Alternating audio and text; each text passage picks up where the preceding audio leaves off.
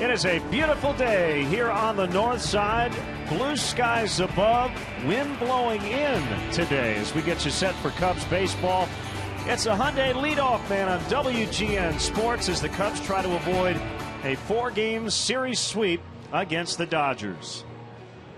Hope your Sunday's going well. Jim DeShays, Len Casper with you. Another loss yesterday. Cubs 1-6 on this homestand. And I think the big theme here is the Cubs offense just can't get it going. They've had a lot of opportunities, 4 double play balls yesterday. Yeah, and you could see it coming at the end of the road trip, too. They didn't really swing the bats that well, and San Francisco managed to win because the pitching was outstanding. Yesterday, they were shut out for the second time on the homestand. It was Chris Capuano and the Dodger bullpen doing the trick, and the frustrating thing, I'm sure, for Dale Swaim, this is coming in a series in which Clayton Kershaw was not scheduled to pitch, and Zach Greinke, who was scheduled to pitch today, has now been moved back a day, so he won't face either of their top 2 guys, and he's got to get a win today to avoid a 4-game sweep at the hand of the Dodgers. Since we last saw you, the Cubs have made more roster moves. Julio Bourbon designated for assignment after the game Friday. Luis Valbuena now goes to the disabled list with a right oblique strain, so the double play combo today will be Logan Watkins at second, Donnie Murphy at short. Should be a lot of fun. Murphy, a journeyman. He's been around the big league scene for a number of years now, but Logan Watkins making his major league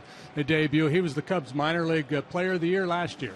All right, time for our Hyundai Dealers Spotlight. The leadoff man is brought to you by your Chicago and Northwest Indiana Hyundai dealers, who invite you to come test drive the all-new Hyundai Santa Fe. Visit myhyundaichicago.com.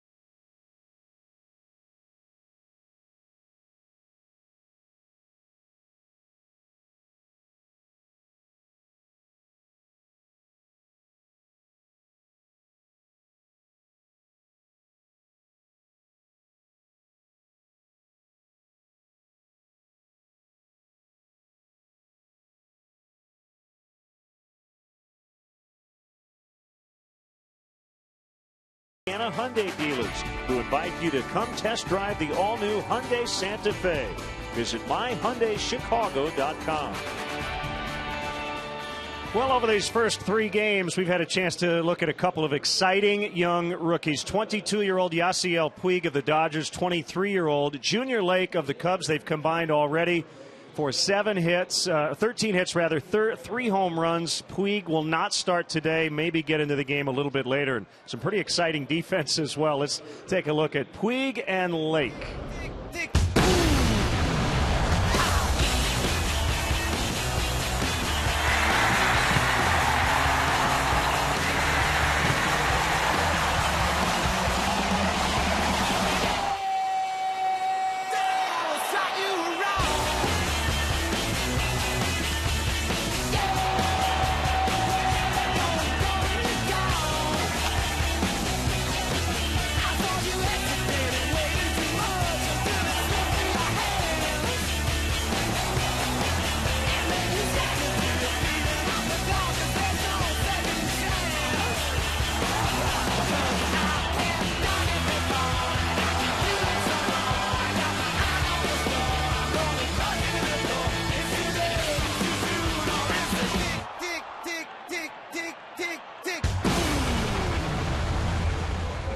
Aggressive, at times reckless, Puig with the left thumb contusion will not be in there today. And when we come back, we'll talk about Stats Sunday, weighted runs created plus, our topic today.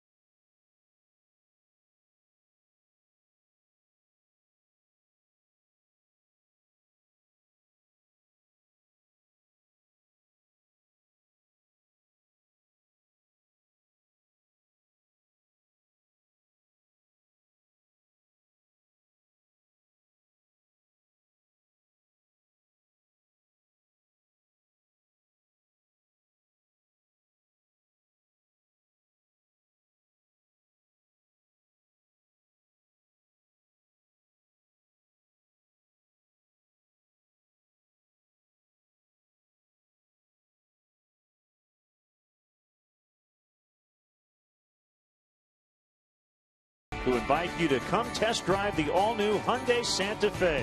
Visit myhyundaichicago.com. Welcome back to the leadoff man. Beautiful day, Dodgers and Cubs. Weighted runs created plus. So as Dave Raymond, who wrote the blog piece today, said, it's kind of as if weighted on base average and runs created had a baby. Be the best way to yeah, basically it tries to define who the best offensive players in the game are. It takes into account on base, slugging, stolen bases, not hitting into double plays, gaining bases, creating runs, which is essentially an offensive player's job. So there's Dave Raymond, longtime big league broadcaster, also the co-host of Full Count on Yahoo Sports. And yeah, weighted runs created plus, so you add the plus, and what it does is it takes league average, which is 100, and if you're above that, you're above average. If you're below 100, you're below average. Yeah, and it takes into account ballpark factors and things of that nature as well. Very convoluted formula. You can go online and find it if you want to break it down, but essentially you're going to see that the guys that lead in that category also lead in weighted on base and WAR for the most part, although WAR also takes into defensive contributions, and weighted runs created plus does not. So this is all about offense today, and we'll have some rankings for you as we move along, and make sure you check out our WGN baseball blog. We will have the Dodgers and Cubs to wrap up this homestand coming up next.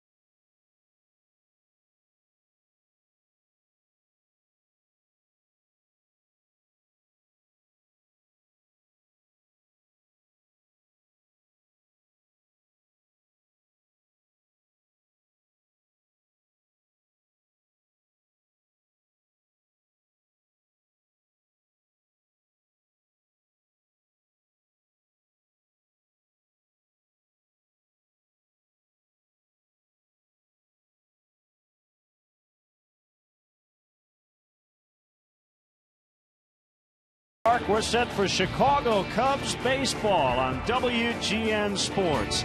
Here at Wrigley Field, the Cubs try to avoid the 4-game series sweep.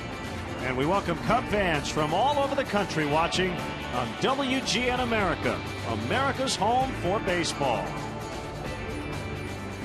Jim DeShays, Len Casper with you. The Dodgers, the hottest team in baseball. They've won 13 in a row on the road. The Cubs were feeling good about themselves. They had won 6 of 10 on the road, but they've come home and lost 6 of 7. Yeah, now 9 games below 500 here in their own ballpark. So good was the pitching on the road trip, especially in San Francisco. And the starting pitching, for the most part, has been good on this homestand. But the bats have fallen quiet. They've been shut out twice on this homestand. That series with Milwaukee really getting under the skin of Dale Swaim. A lot of could have, should have moments in that series. Didn't cash in, and you knew it was going to be tough against these Dodgers. And they were able to avoid the sweep in that series by winning Game 4. Carlos Villanueva will try to help them do the same here today. Yeah, he left his last start with a 5-2 lead, ended up getting a no decision. The Cubs lost that game 6-5. His number's not good over his last 3 starts since the All-Star break. He's 0-2 with an ERA better than 8.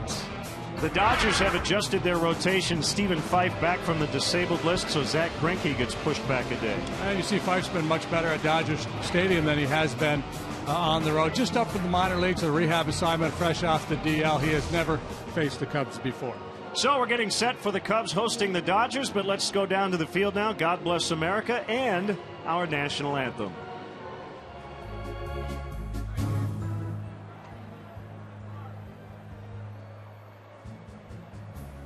Ladies and gentlemen, at this time, please rise. Kindly remove your caps and join Wayne and Kathleen Messmer as they honor our nation with God Bless America, followed by our national anthem.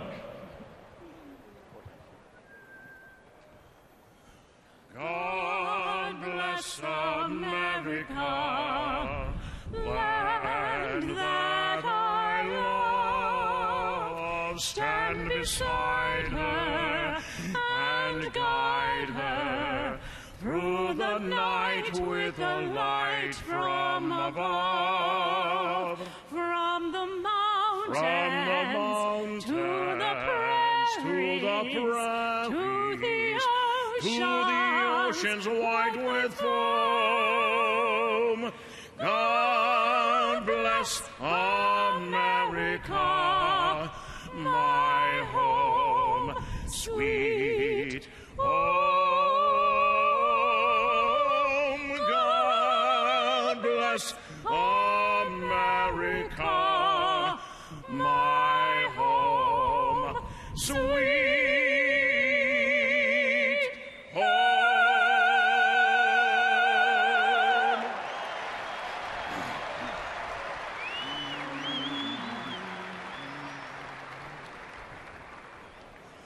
Oh, say, can you see by the dawn's early light what so proudly we hailed at the twilight's last gleaming, whose broad stripes and bright stars through the perilous fight o'er the ramparts we watched were so gallantly streaming, and the rockets' red glare, the bombs bursting in air, gave proof through the night that our flag was still there.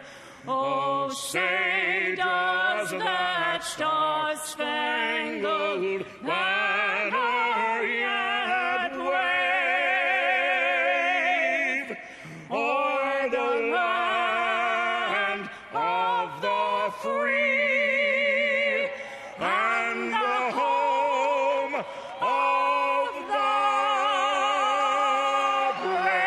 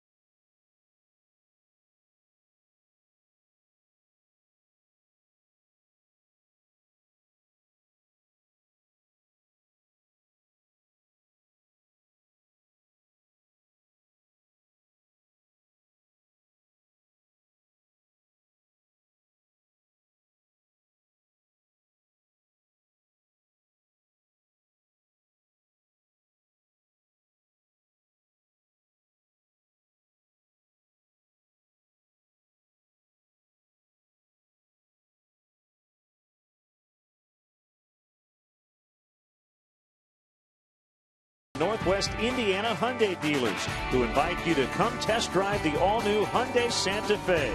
Visit myhyundaichicago.com. Baseball brought to you by Budweiser, the official beer of Major League Baseball.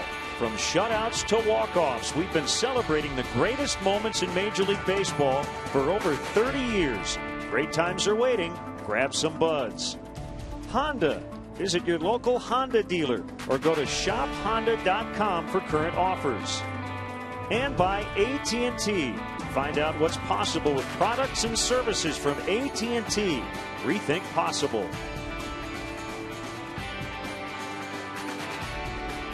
Chicago Cubs baseball in high definition on WGN TV is brought to you by Xfinity, your home for the most live sports. Today's game is available in Spanish on your SAP audio setting provided by WRTO La Tremenda, Chicago's Spanish language sports leader. There's kind of an autumn feel to it, doesn't it? Wind blowing in. Wind blowing in, a little chill in the August air. It's a beautiful thing. Yeah, feels good. Cubs trying to avoid being swept in a home series of at least 4 games against the Dodgers since the Dodgers championship season of 1988, when they won a 5-game series here, sweeping all 5. Jerry Lane, the crew chief, will handle the balls and strikes. Wendelstedt, Porter, and Gibson on the bases.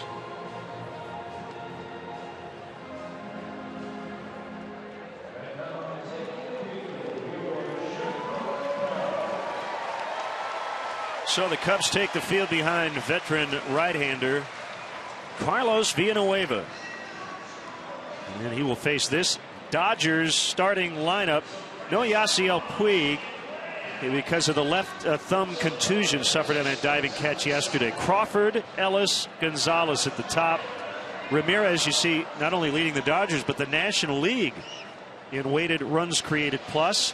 Andre Ethier's in center. A.J. Ellis behind the plate. Skip Schumacher in for Puig in right. Uribe at third. Fife, the pitcher, batting ninth.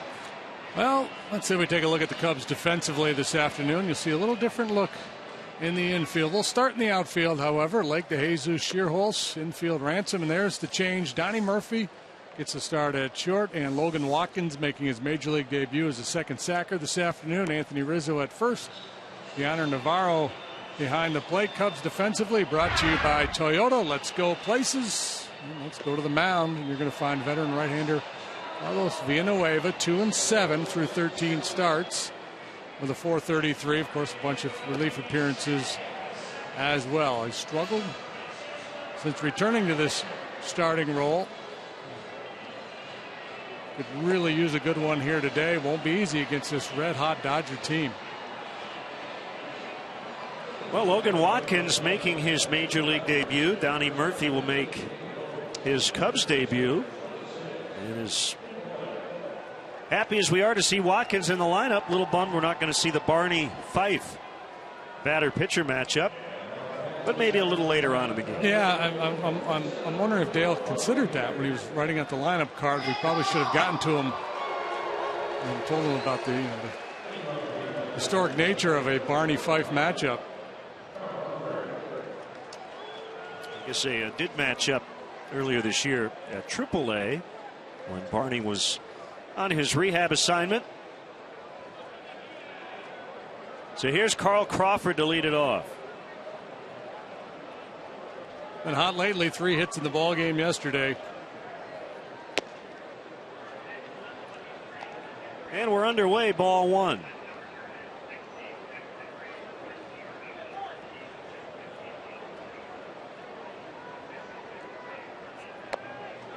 Swing and a miss, 1-1.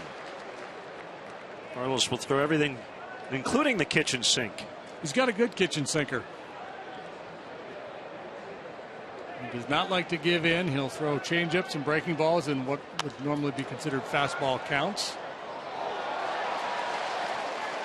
Trying to establish that heater here early. Good day to pitch with that wind blowing in, so he may be a little bit more aggressive with that fastball.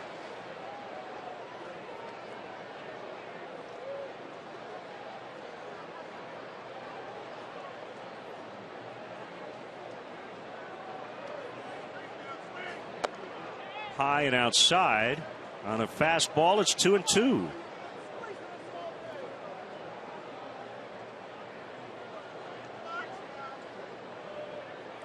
Mark Ellis on deck, and the pitch.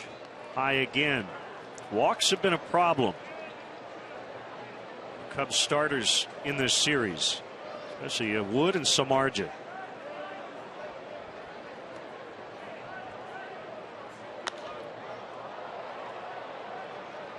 That will be out of play.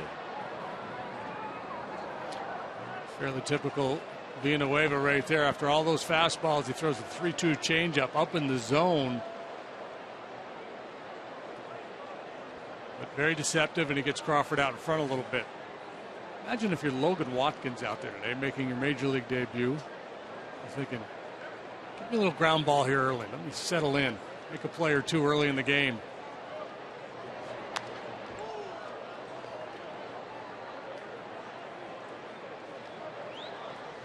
So Castillo, Barney, and Castro all getting a day off.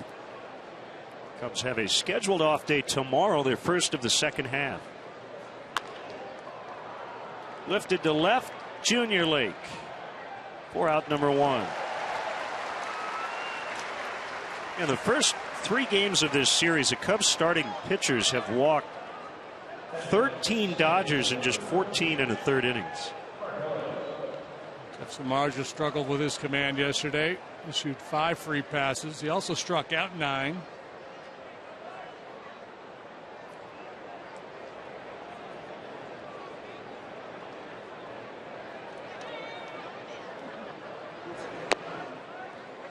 Strike 1 on Mark Ellis. Kind of a tough way to end a 13-game hitting streak. 1 chance late. Yesterday went 0 for 1.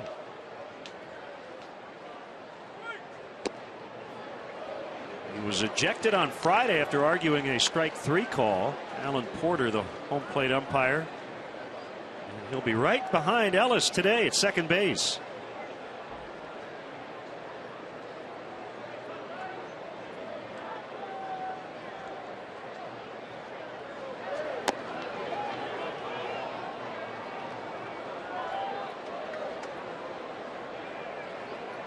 So you either make up early or you ignore each other all day. Yeah, you got to make a little eye contact. Kind of give him a nod at least.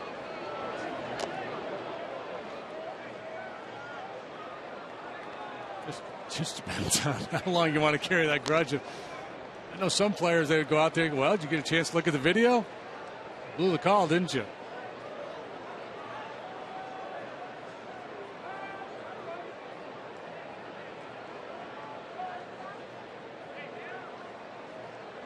Deep breath before the 2-2 pitch, and we'll do it again. It was Earl Weaver, somebody, one of those old-time managers. After a big brouhaha, the next day he came out with a videotape of the call from the previous game. He brought it out to the managers meeting with the umpires at the start of the ball game. He was promptly ejected again. Another foul ball. Dodgers have won 13 in a row on the road. That's a new club record. In the last 56 years, the only other National League club to do that, the 1976 Phillies. The National League record is 17, the 1916 Giants.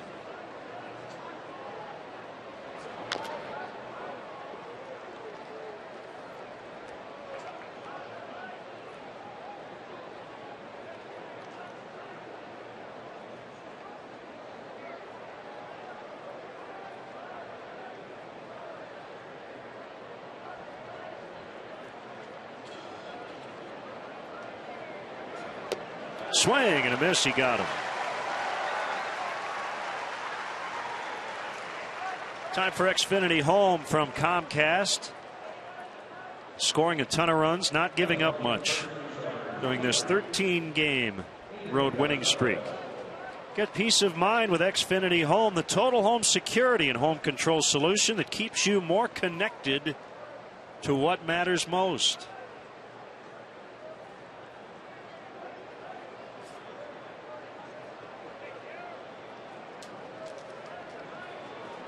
Adrian Gonzalez comes in at an even 300. He hits the first pitch on the ground, backhanded by Rizzo. He'll take it to the bag, and that's the inning. Villanueva with a 1-2-3 first. The Cubs are coming up when we come back.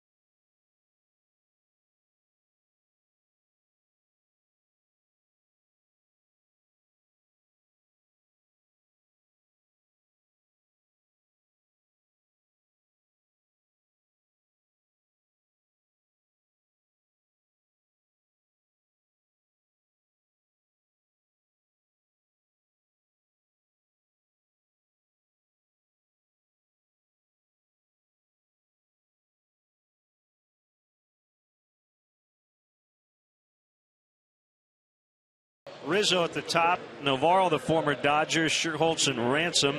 And you see Watkins and Murphy both making their Cubs debuts, and Carlos Villanueva, the pitcher, batting ninth. Take a look at the Dodgers D. Crawford, Ethier, Schumacher, left center, right in the outfield. Puig with the day off with an injured thumb. Uribe Ramirez third short. Ellis Gonzalez on the right side. A.J. Ellis very sturdy behind the plate for 26-year-old right-hander Stephen Fife. 3 up, 3 down with a 2.76 ERA and 8 big league starts. League hits 275 against him. He's like Carlos Villanueva, not overpowering. Fastball, slider, curve, and change. 6'3", 220, facing the Cubs for the first time. And working from the stretch. And a strike on to Jesus.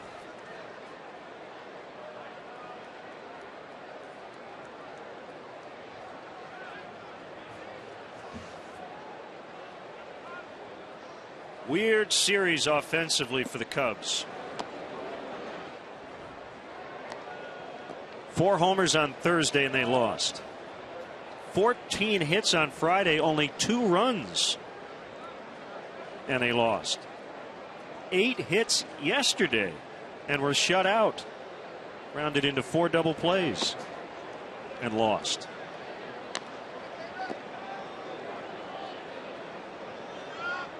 Erwin Barney chatting with Donnie Murphy about the ballpark, about the wind patterns here. A day like this, everything gets knocked down. Hit line drives. 2-2.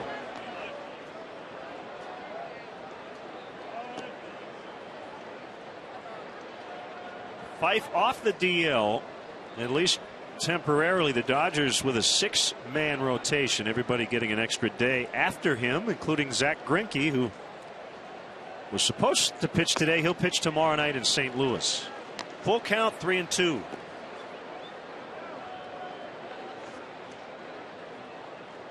Gives Greinke an extra day of rest. Don Mattingly has tried to do that with all of his starters here early in the second half. Save some bullets for the stretch run. High for ball 4.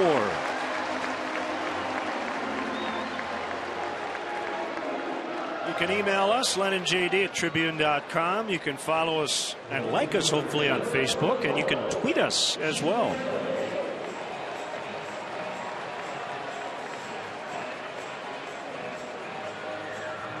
Now, Junior Lake, 7 out of 13 with 2 homers in the series. 25 hits in 17 games. Scorching hot to start, then cooled off a little bit. Now he's picked it back up. Called strike. That's a big dude. 6'3", 220. From Boise, Idaho. Pitched at the University of Utah. Jason McLeod drafted him with the Red Sox in 08. Third rounder.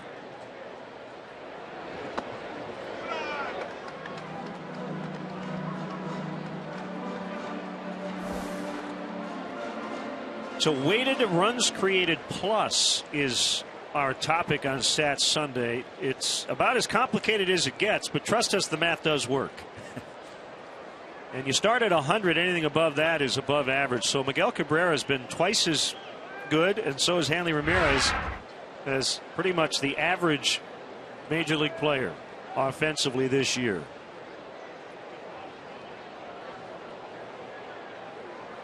And if you're curious about it and you don't understand it, you're not alone.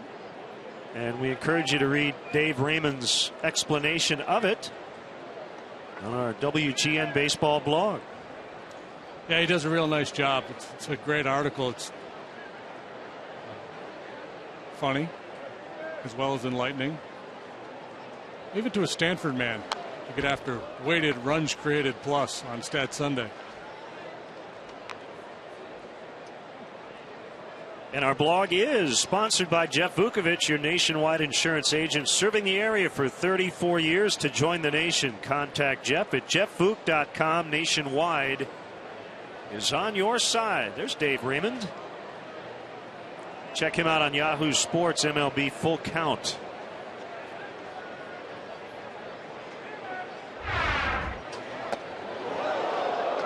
Blake trying to get out of the way, did not swing at it. And it's 2-2. Now, Bill James created runs created. The idea was to put all the numbers into a blender and come out with an offensive value based on runs. You know, this guy's worth this many runs to his team. And then runs correlate into wins. Yes. Fly to right. Skip Schumacher will make the catch. Then Tom Tango is now actually a consultant with the Cubs. Created weighted runs created, which is a spinoff of weighted on base average. Then you add the plus to it, and that allows you to look at players in different parks and different eras. Similar to OPS plus in that regard. So there you see team-wise, the Tigers leading the way, the Marlins last, and the Cubs in the bottom third. Strike called on Anthony Rizzo.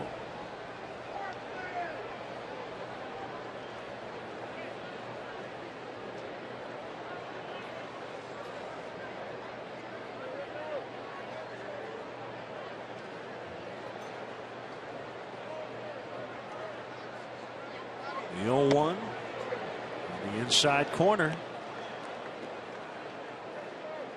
Rizzo hitting .321 with 3 homers his last 8 games. He's had a really good homestand. He's got a birthday coming up later this week. He'll turn 24 on the 8th.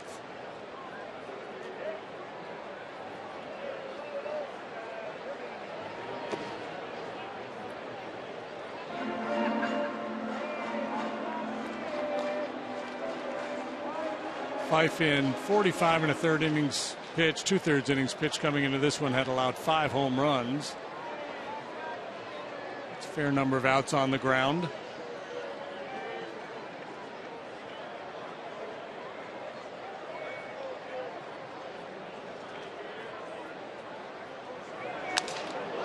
Breaks his bat as he bounces to first. They get one there. No chance for a relay throw.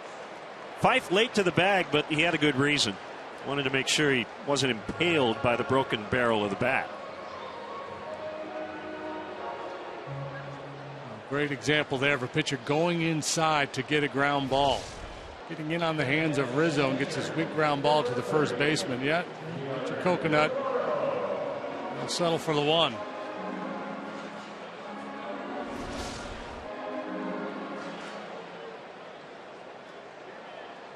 Bring up the catcher, switch hitting Deoner Navarro with Rizzo at first, 2 outs.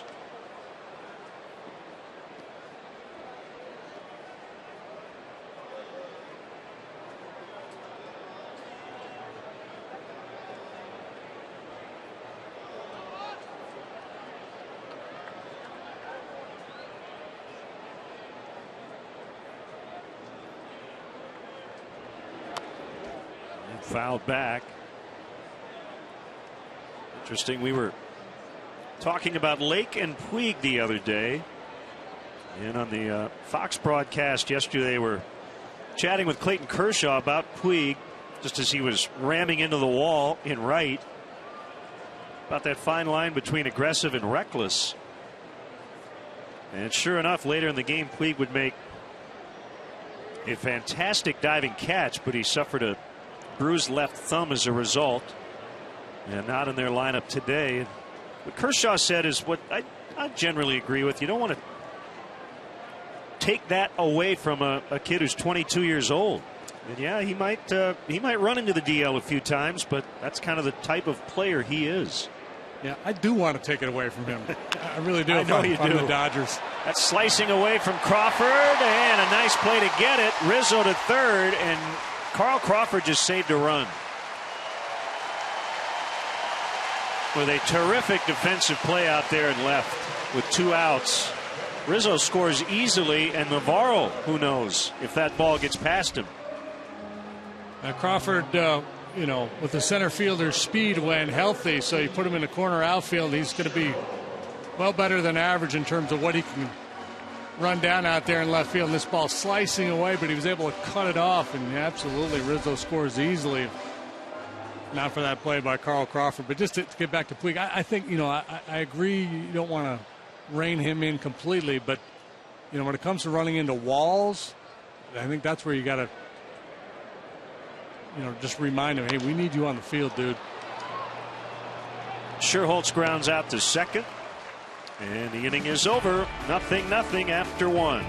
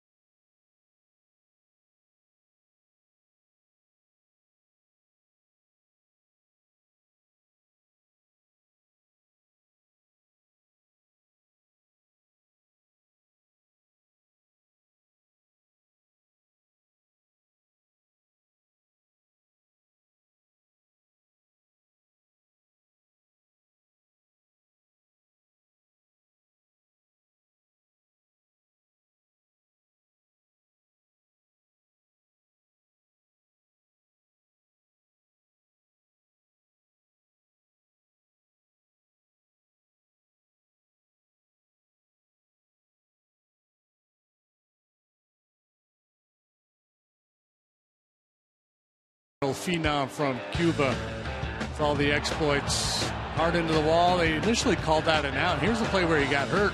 A great diving catch, and really there was nothing reckless about that play. That was just a good, aggressive baseball play. But lucky the way his glove hit and the way his wrist rolled under, that he didn't end up breaking his wrist. Injured thumb listed as day-to-day.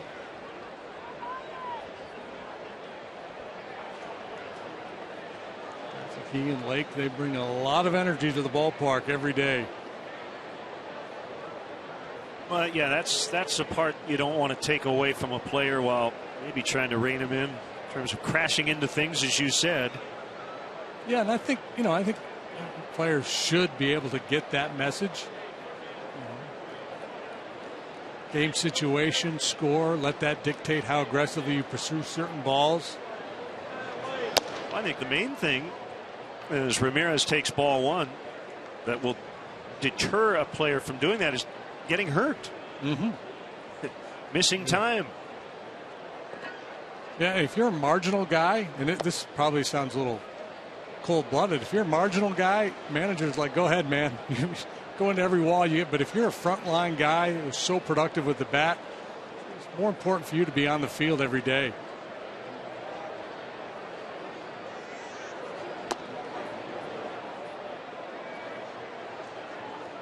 Two and one the count.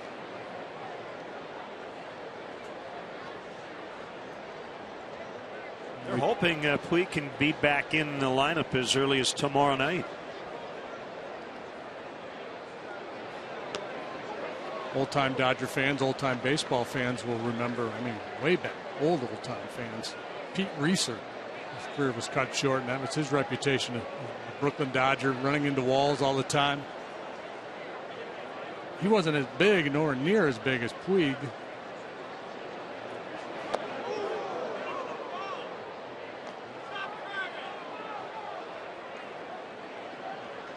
Full count, 3-2. Gonzalez went out quickly, but Crawford and Ellis both had lengthy at-bats in the first. It's an interesting reaction by Ramirez on that up and in pitch as he takes ball four for the leadoff walk.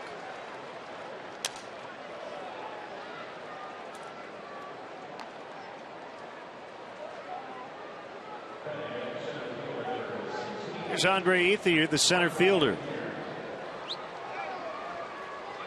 Somebody yelling at Villanueva from the dugout. Yeah, now Navarro. Carlos is walking towards the Dodger dugout. This looks like it's between Navarro and Villanueva, the Cubs battery, and the Dodger dugout. Ramirez reacted like he was upset on that up and in pitch. And now Navarro chatting with Ethier. Well, the Dodgers have already been in a couple of bench clearers this year. Watch Ramirez's reaction.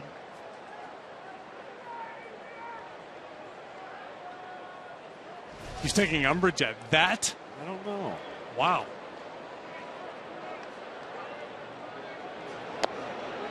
On the corner for a strike.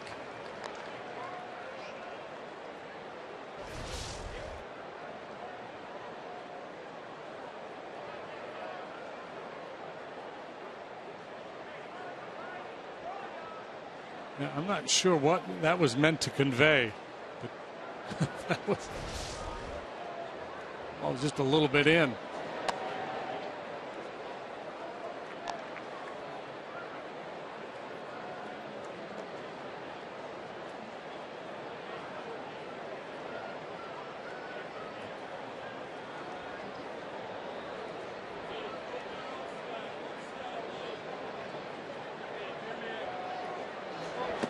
Swing and a miss, 1-2.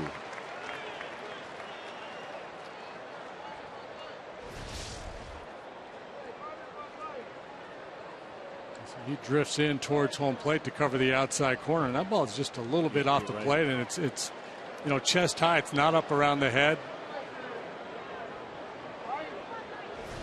Well, that's how you get people out, that pitch. So they've been trying to get Puig the entire series. Hasn't been always successful. 2-2.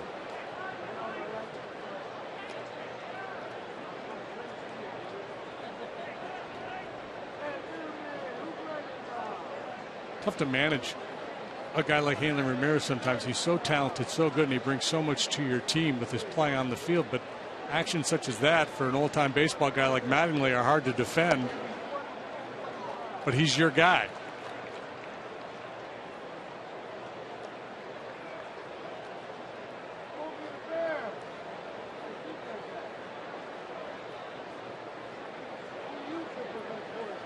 A lot of deep counts typically with Carlos on the mound. It's just a byproduct of his style. He's not going to overpower you. He doesn't have great movement on his fastball, so he has to be very precise. So he's always shooting at edges, trying to get you to chase those pitches just off the plate. And if a team is patient, they'll end up with a lot of deep counts.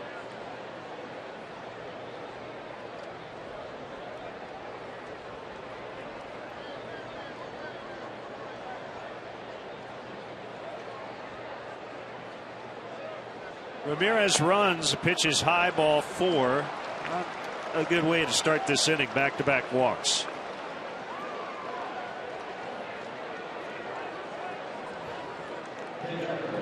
MLB.com At Bat is your #1 mobile app for live baseball, available for iPhone, iPad, Android, and BlackBerry 10. At Bat delivers Cubs baseball with live audio, pitch tracking, stats, highlights, and more. Text At Bat to 31826 or visit Cubs.com for details. Well, I haven't seen a triple play in a while. Nor have I. Here's A.J. Ellis. Called strike. And A.J., a very patient hitter. Going to have to throw strikes to Ellis, among the league leaders in on-base percentage last year. Not quite as high this season, but still solid at 343.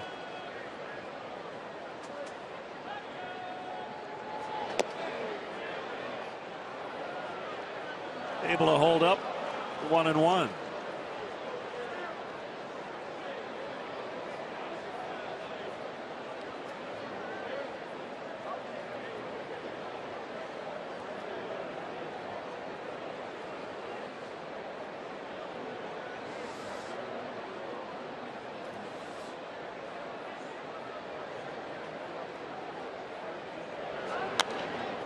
Now 1-2.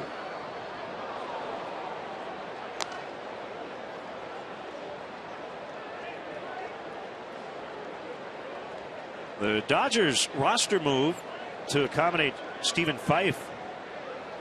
Tough day for Scott Van Slyke. He started the first 3 games of this series at 3 different positions. And as a result of the numbers crunch, he's headed back to the minors.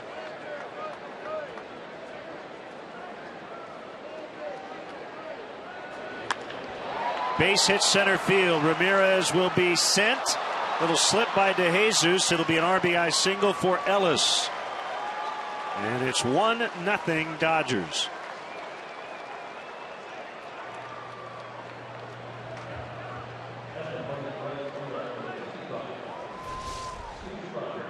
This breaking ball just flattens out on Villanueva. Sits there about belly button high out over the middle of the plate. They were not going to throw Hanley Ramirez out, so nothing lost there. A little stumble by DeJesus in center field.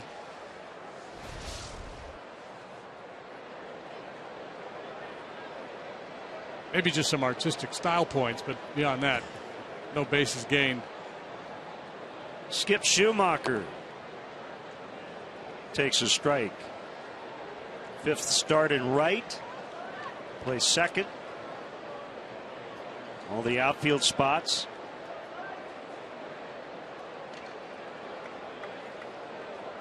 He's even made a start at DH this year for the Dodgers. 1-1. Try there. Crew chief Jerry Lane, the home plate umpire this afternoon.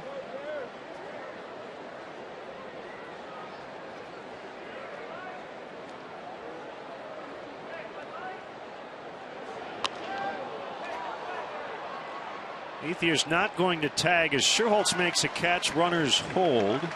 1 away.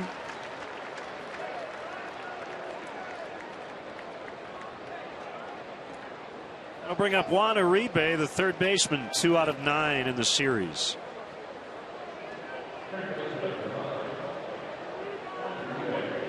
Beautiful day, big crowd here at the ballpark. Haven't had enough to cheer about, however, this weekend.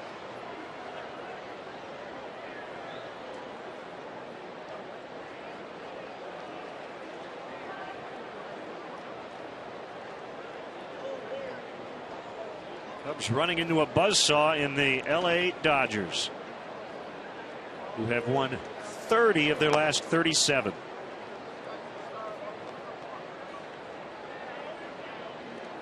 They go from 9.5 out to 4.5 up.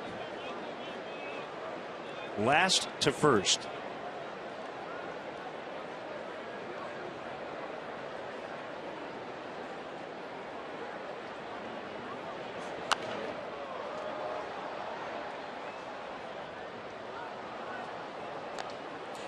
Story in the Los Angeles Times today trying to make a case for Hanley Ramirez as MVP in the National League. A stretch because he's just not going to have enough games played by the end of the year. He's been on the DL twice, but clearly he and Puig have been the difference makers for the Dodgers during this great run.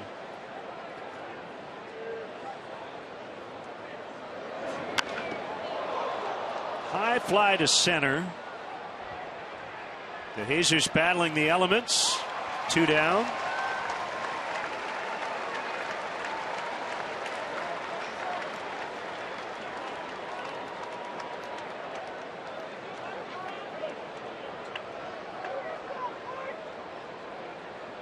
Could be some adventures out there today where this wind is blowing.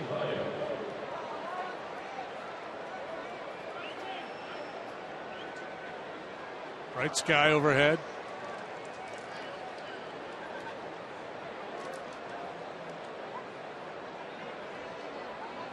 It's a pitcher, Fife.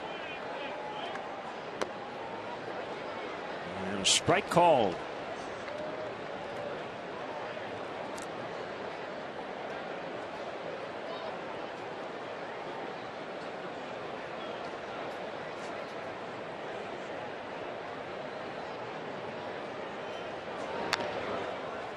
Tap foul, 0-2. First 3 reached in the innings, so Villanueva can get out of it here with only 1 run allowed. Be a pretty good escape job, even though it is at the bottom of the order.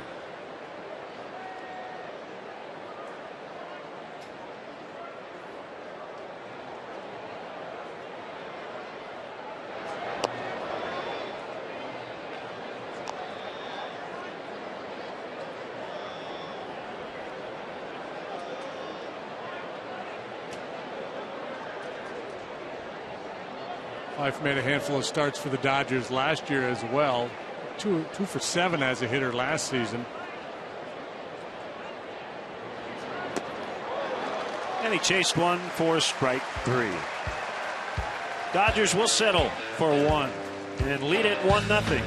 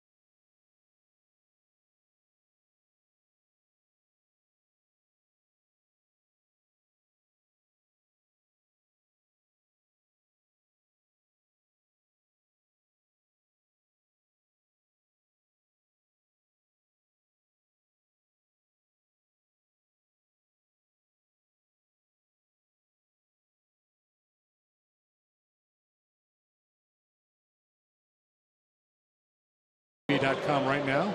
Click on the WGN Sports Game Zone banner to connect to all the up-to-the-minute stats and information while you're watching from home. Game Zone is sponsored by The Great Escape. Pools, patio sets, play sets, hot tubs, and more. So Jerry Lane asking Don Mattingly, what was that all about?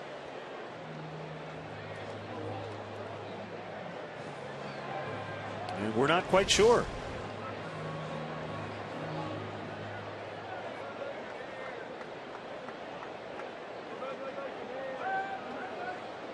So Cody Ransom will dig in. He's 2 for 34 since the break. Luis Valbuena going on the DL today with a right oblique sprain. Been bothering him for a few days, and I tweaked it the other day when he pinch hit. By Jeff Samardzija had to hit for himself yesterday, even though he was coming out of the game. There's a liner that's caught by Ramirez.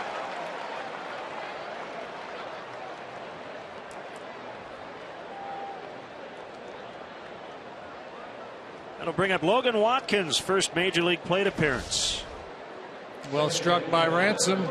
Squares it up, but Ramirez there stretching out to haul it in. Cody didn't even have time to drop his bat.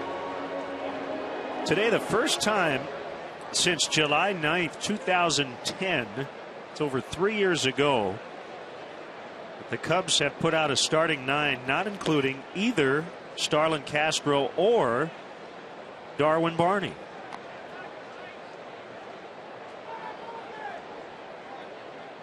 And Watkins is second, Murphy at short.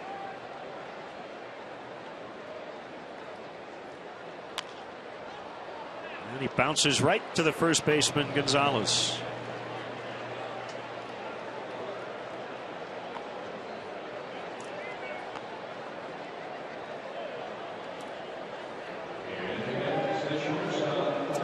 Can't beat beautiful Wrigley Field in the summertime, and there's still time to bring the family out and enjoy a game before school begins. The Cubs will play the Reds, Cardinals, Nationals, and Phillies later on this month. So make your plans today. To purchase tickets, visit Cubs.com. Rare day off for Starlin. Here's Donnie Murphy. His Cub debut, but parts of 7 seasons in the majors with the Royals, the A's, and the Marlins. So you get today's day off plus tomorrow's scheduled day off for Castro, who's been playing every day to rejuvenate a little bit. Last time he was given a day off, he responded. Plus, with Watkins make his debut out there at second base, you pair him with Murphy. They've been playing together in the middle of the infield down in Iowa. Swing and a miss, and a quick 1-2-3 for Fife in the second. It's 1-0 Dodgers.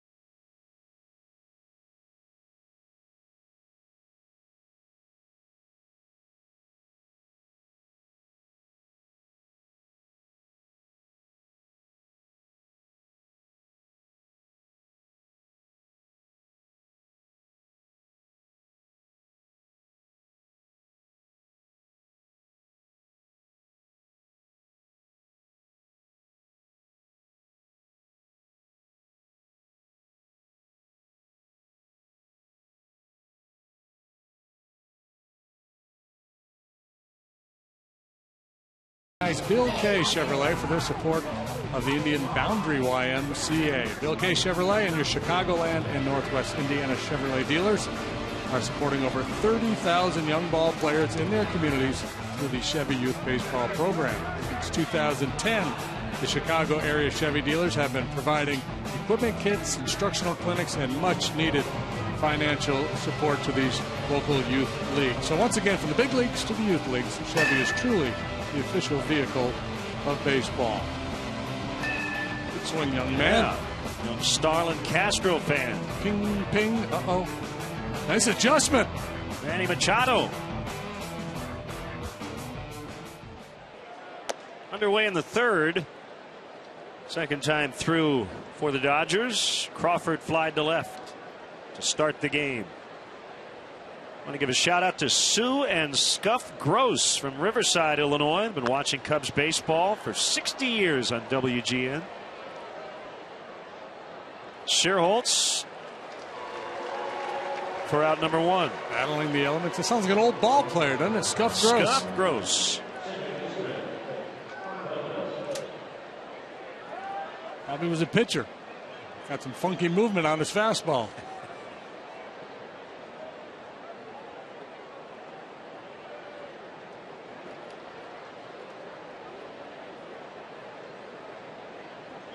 Well, as much as we love being here at home and at Wrigley Field, I don't mind getting out of town tomorrow because it's going to be a media circus on the south side. The Yankees coming in. A-Rod has been claiming he'll be here and ready to come off the DL, but it doesn't sound like it's going to happen, does it? I don't think MLB is going to allow it. Yeah, they keep media reports anyway over the last week. These biogenesis suspensions are going to be handed down. First was middle of the week, then Friday, and now maybe tomorrow. This report is that MLB doesn't want to negotiate with A-Rod anymore. That the penalty will be all of this year, the rest of this year, and all of next year as Ellis strikes out. But we'll just wait and see. So that essentially puts the ball in A-Rod's court, right? How do you want to appeal it, or do you just accept it? And he'll be 40 when he comes back? If he comes back. Well, it would be 2015. He would be 39 when that season starts. 0-1 to Adrian Gonzalez. Buck Showalter made a very good point the other day. So, A-Rod gets suspended. The Yankees don't have to pay him. Now they have some payroll flexibility. They get under the luxury tax. They have that much more money to spend.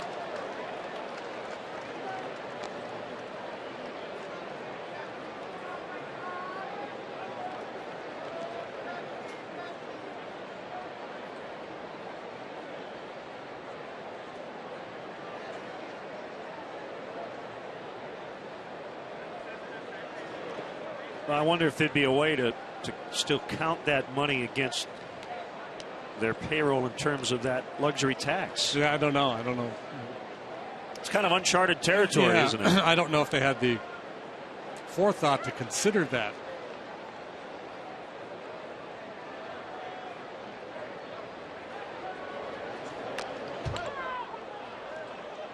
Seems like some lawyer would have figured that out.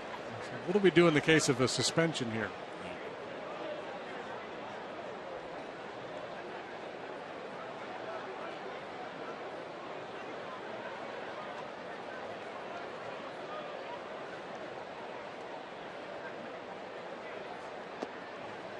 Low and outside.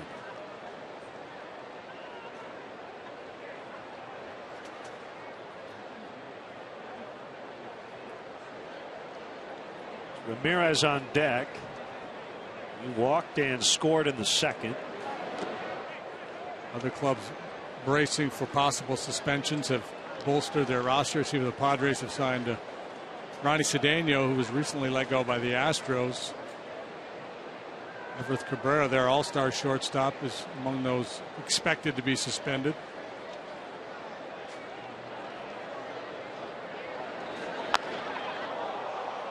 High in the air out into deep right center. De Jesus to end the inning.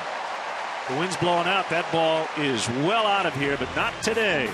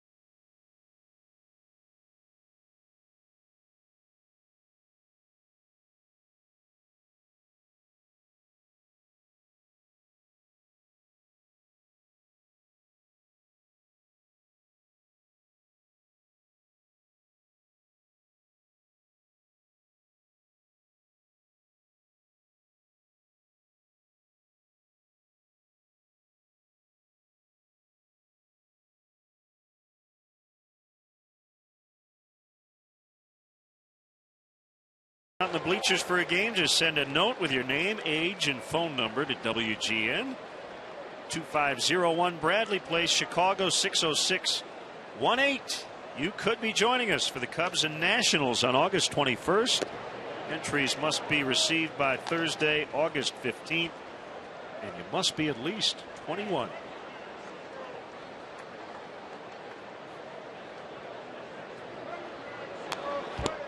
Carlos Villanueva 0-2 as we start the Cubs third. 1-0 Dodgers. Always have a good time out on the patio. Called strike 3.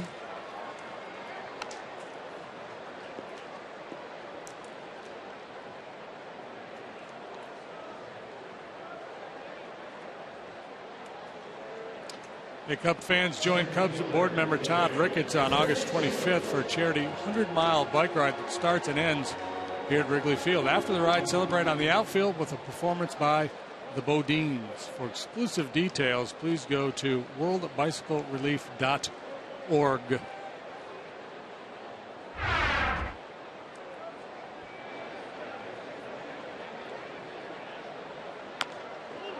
Little flare by De Jesus for a base hit. On for the second time.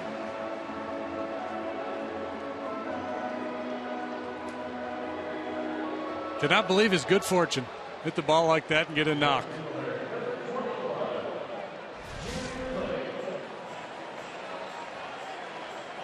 That's a full swing right there. Little lob wedge.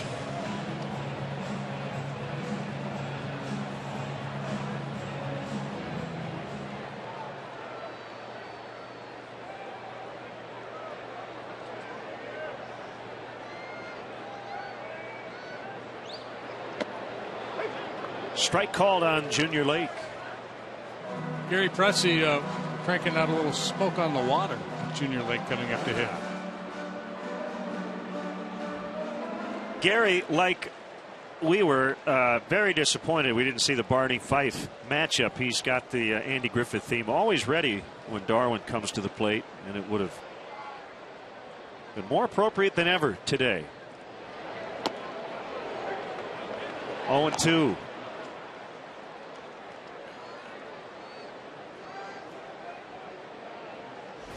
See a lot of sliders and curveballs typically from Fife. This breaking ball just settles into the top of the zone. Not make a habit of throwing that one if I were him. That's a dangerous pitch.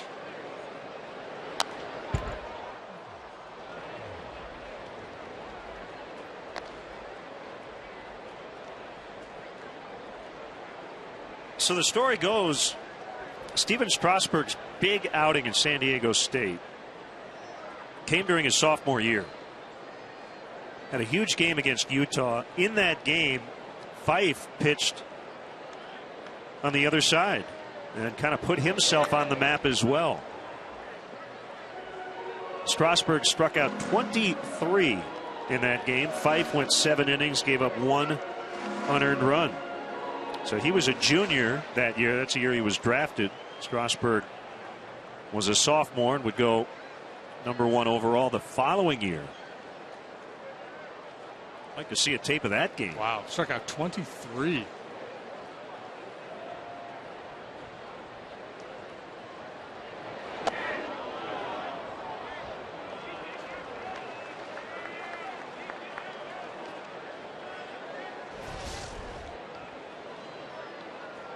Yeah, he checked. He's okay. Yep.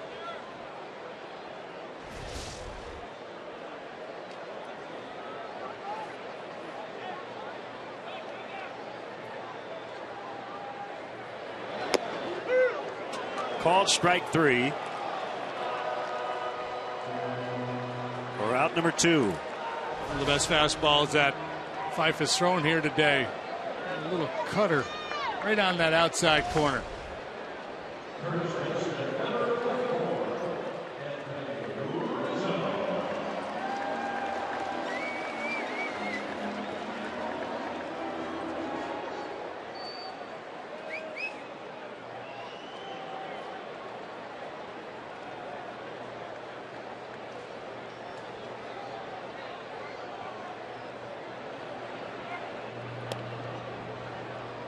It's been hard to run on. 2 steals and 8 tries with the big righty on the mound.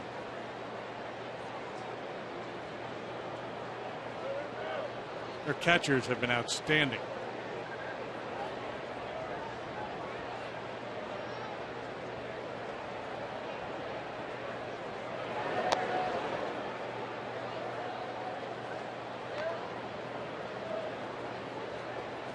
Was 0 for 3 yesterday after taking an 0 for 5 the day before. A couple of home runs in the first game of this series against the Dodgers, but quiet since.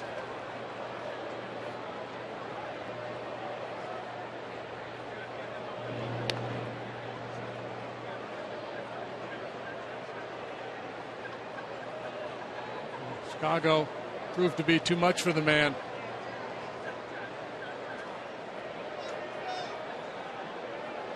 Come on, Tommy.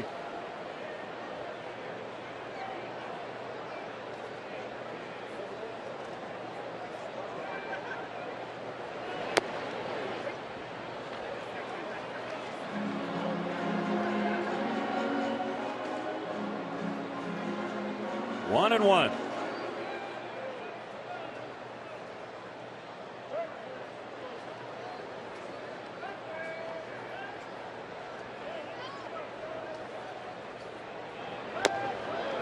One and two. Big swing by Rizzo.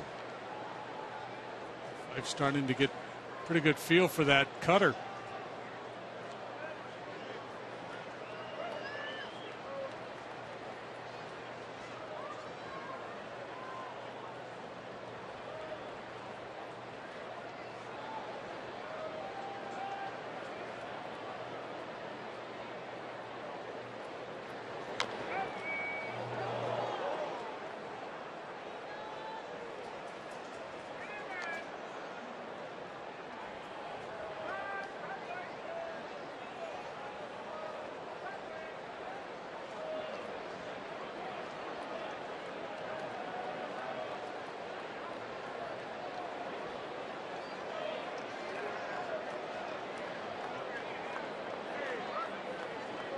Fife has his sign from Ellis. Ground ball into center. De Jesus on his way to third.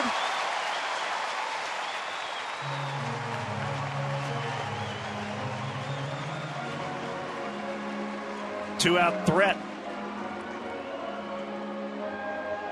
DeJesus had a little flare to left field on a pitch that got in on him. This time it's a backdoor breaking ball that Rizzo goes down and just strokes up the middle for a base hit. So Fife probably scratching his head out there a little bit, going, man, I'm making good pitches. I've given up 2 hits in the inning. 1 flare, ball solidly struck by Rizzo, but a good pitch.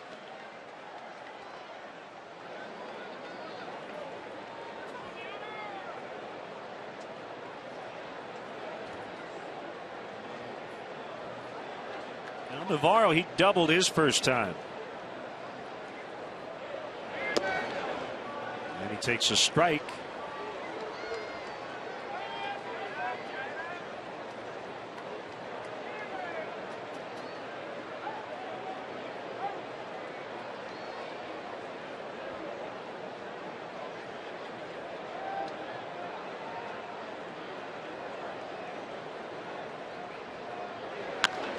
Ground ball to third, picked up by Uribe. He will throw to first, and that'll end the inning.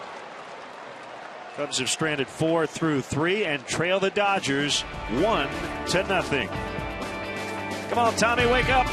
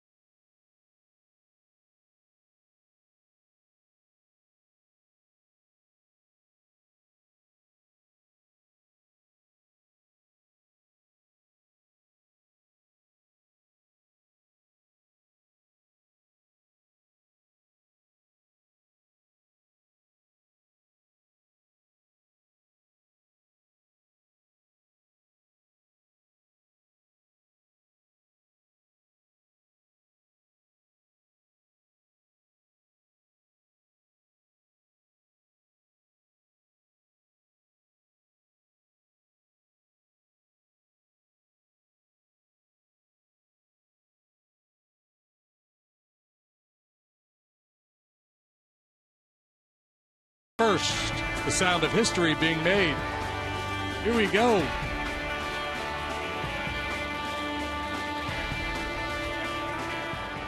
A little conversation here between Deoner Navarro and Hanley Ramirez. Ramirez walked to lead off the second, and we saw some jawing between the Dodger dugout and Navarro. Ramirez kind of laid his bat right next to Navarro, who didn't appreciate it. Well, it was after Hanley took umbrage at a fastball that he thought was, dangerously up and in. It was not. So hopefully that's that as we start the fourth. Swing and a miss. Yeah, there was no need for Hanley to lay that bat down between Navarro's legs the way he did. Deoner just broke his bat. There was the pitch. There's not a whole lot going on there, but clearly Hanley's worked up about it. High and deep to left. Lake on the warning track. This ball's going to stay in the yard.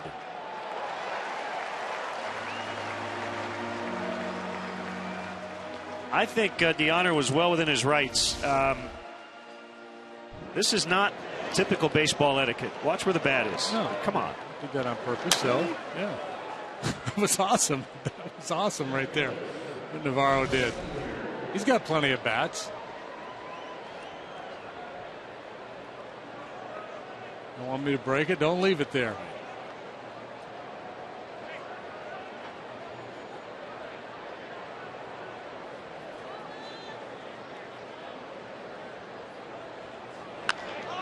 Ethier clubs this one into the alley, up toward the 386 marker, or 368 rather. And that's a double. That's their first extra base hit. And he's there with one out. Remember, this is a Dodger club that's doing all this winning with Matt Kemp back on the disabled list. It's been a really rough go for Kemp the last couple of years, staying healthy, and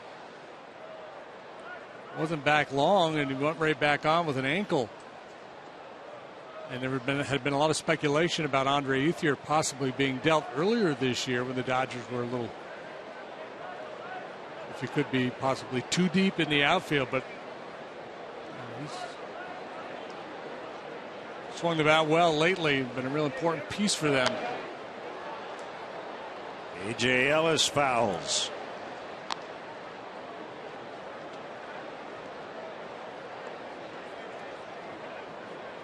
Now, it seems like whatever they do right now is working. Whoever's in the lineup. How about Jerry Hairston? He has 2 game-winning RBIs in this series. He's only made 1 start.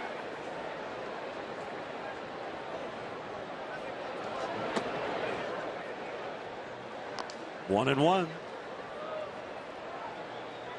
Their closer has been lights out. Kenley Jansen has been Mariano Rivera-like with that cutter. We haven't seen Clayton Kershaw. We won't see Zach Greinke. But it hasn't mattered to this point.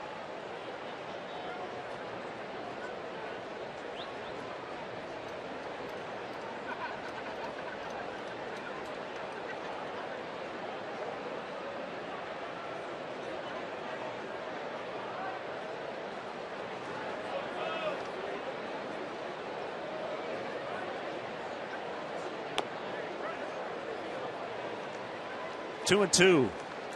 The Dodgers winning the first 3 games of this series, and their starters, Velasco, Ryu, and Capuano, all solid.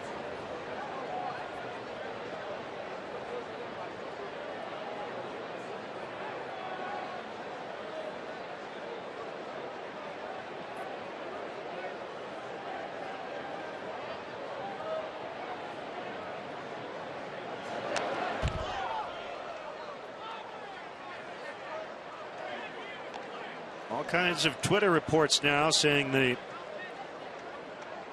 biogenesis suspensions will be announced tomorrow, and that A-Rod possibly will play tomorrow after appealing his suspension. Buster Olney tweeting that the Yankees expect him to play tomorrow night against the White Sox. Well, that's right. If he appeals, he gets to play.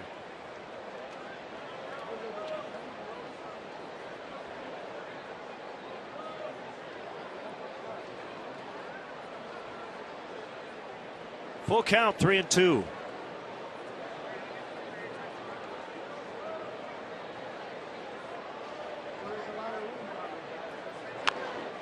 Old foul.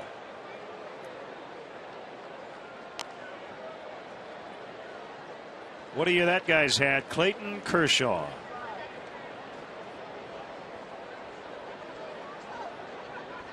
ERA at 1.87.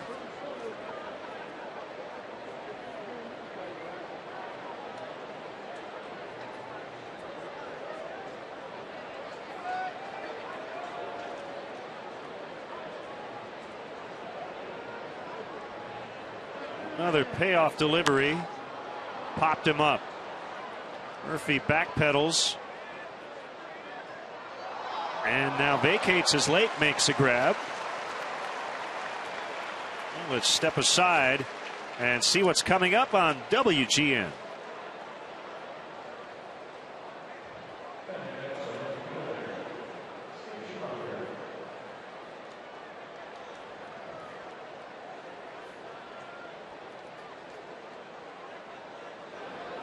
Murphy at the very last second got out of the way as Lake called him off.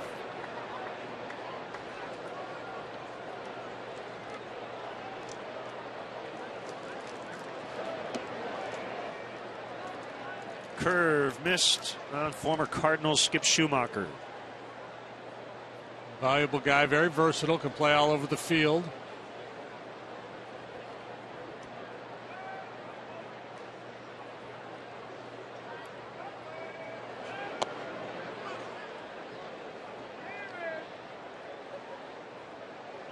You hear about ground ball pitchers. He's a ground ball hitter.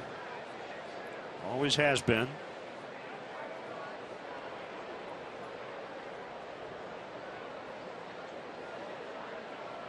Career .286 hitter as he hits it in the air. Of course. Thanks, Skip. DeJesus will make the catch. I can't take a cue. His ground ball percentage is 74%. Come on.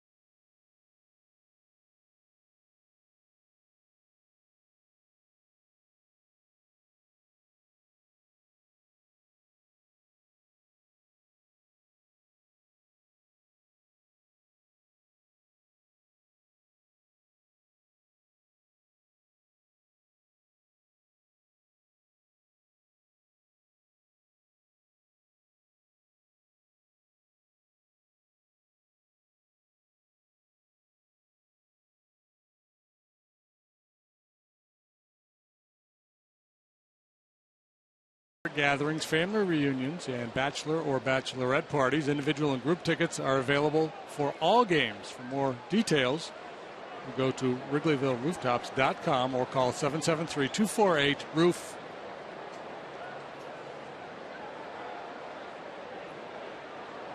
Cubs trail 1-0.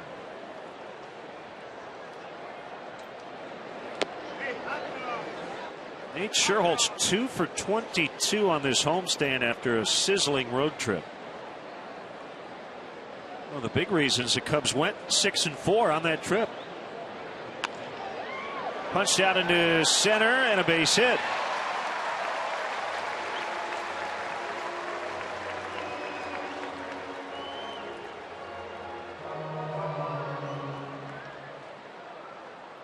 Fourth hit of the afternoon for the Cubs. Second time they've had a leadoff man reach. DeJesus walked. Start the bottom of the first. Again, this ball not hit all that sharply off the end of the bat on the breaking pitch. He finds a little seam in the defense.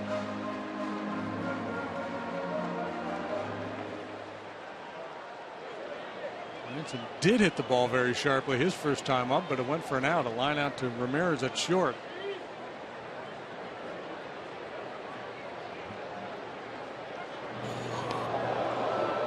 Bad pickoff throw by Fife. Gonzalez saved him.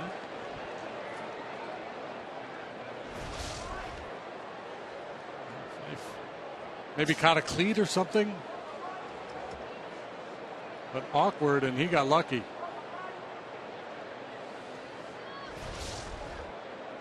Doubly bad when you're throwing away over there when you don't have a base stealer on.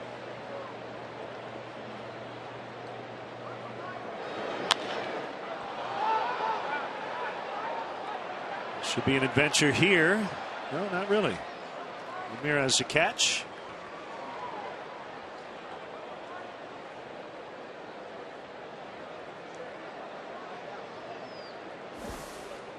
Don't miss the exciting opportunity to go behind the scenes of the legendary home of the Cubs with Wrigley Field tours. Guided tours include visits to the press box, clubhouses, dugouts, as well as a chance to actually step on the field.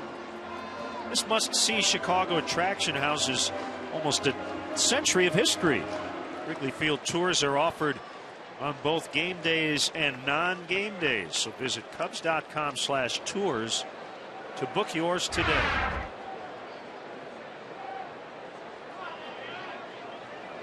Logan Watkins in his big league debut 0 for 1. Ball 1 outside. He didn't answer his manager's phone call, Marty Peavy at Iowa, at first because he didn't have his manager's number in his phone. Thought it was a telemarketer, but then fortunately Peavy called right back. He did pick it up. Got the news he was coming to Chicago. 2 balls, no strikes. Well, we all do that, don't we? You see a number you don't recognize. Well, they'll leave a message.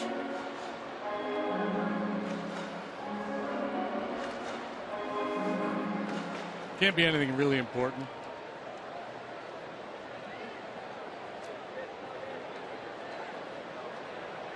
Cubs 21st round pick in 2008 of Goddard, Kansas. 6th pro season. Second baseman by trade, but he's played short, third, can play the outfield as well. Had 8 home runs down in AAA this year. He's got a little pop in his bat, quick hands.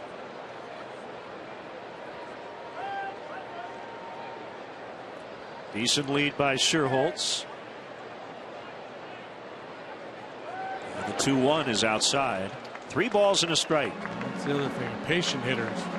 Worked a lot of walks throughout his minor league career. Something this Cub team does not do.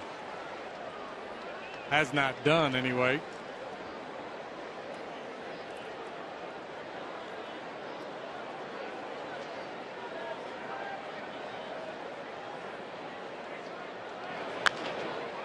Ground ball toward right.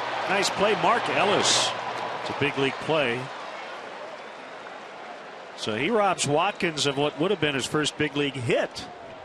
2 down. Logan Watkins was fairly optimistic going down that first base line, thinking he had his first big league knock. But Ellis, a very sturdy defender, showing good range, spins and gets him.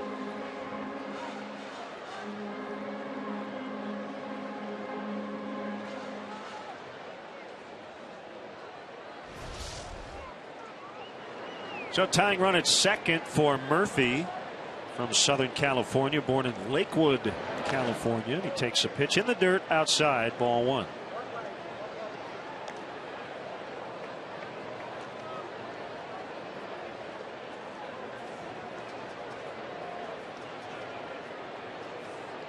With Watkins and Murphy now making their debuts, the Cubs have utilized 48 players already. Club record's 53. That was last year. Way inside. Fife has been behind in the count really throughout this inning.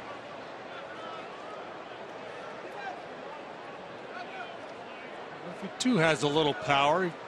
12 home runs down at AAA. They're going to go ahead and put him on now.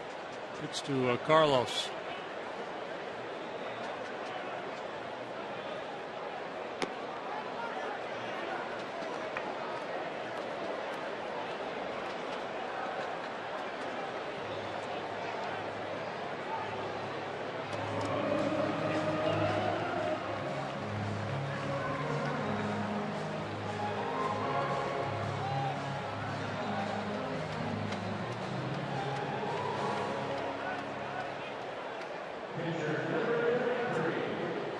Hey, we know that guy. He's got good seats too. Bulls coach Tom Thibodeau.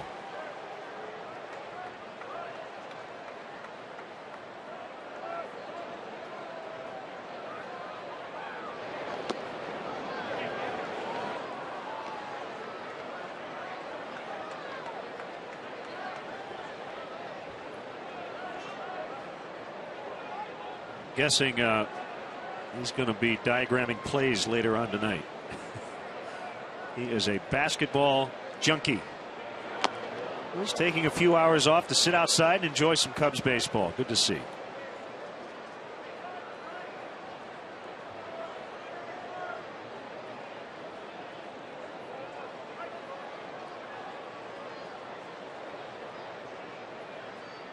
Fife's 0-2, and Villanueva hits a grounder to short.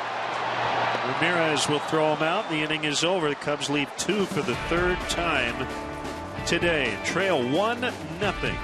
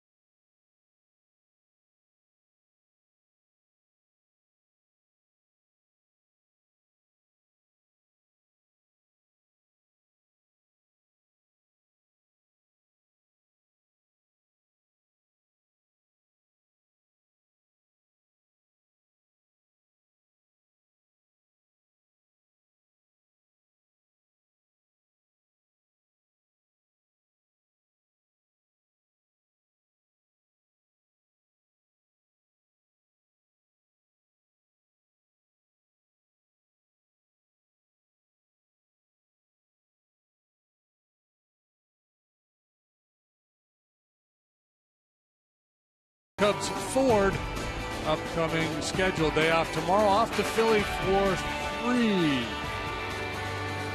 Tuesday and Thursday on CSN on the U. The middle game of that 3-game set before moving on to St. Louis for the weekend. Dodgers will bat in the 5th, leading 1-0. Ahoy! Great to have them here at the ballpark on a glorious Sunday afternoon. I want to give a shout out to the Johnsons, Aaron, Lenore, and Witten from Iowa City, Iowa. Huge Cub fans watching today.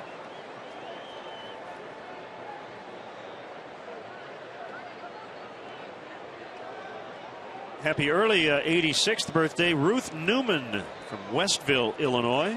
Newman has a big birthday coming up on Thursday. Happy birthday, Ruth.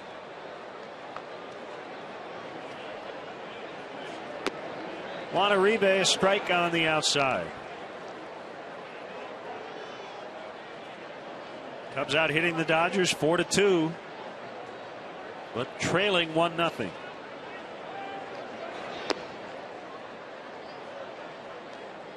Little adjustment to the rotation this week. Travis Wood and Jeff Samardzija will move up and pitch on normal rest. So that will allow Dale to split the lefties Wood and Russin in the rotation. Cut and a miss, and it's 1-2.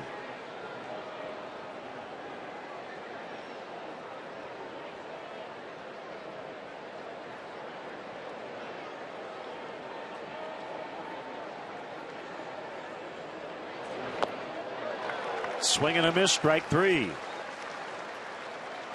Carlos struggled a little bit with his command in the second inning. He went walk, walk, single. That's how the Dodgers got the lead. But since then, he's been very, very sharp. He's allowed just one base runner since that run of 3 hitters in the second inning. It was a 1-out double by Ethier last inning. Good slider there to get Uribe, who is vulnerable away. He likes to pull. He likes that ball middle in.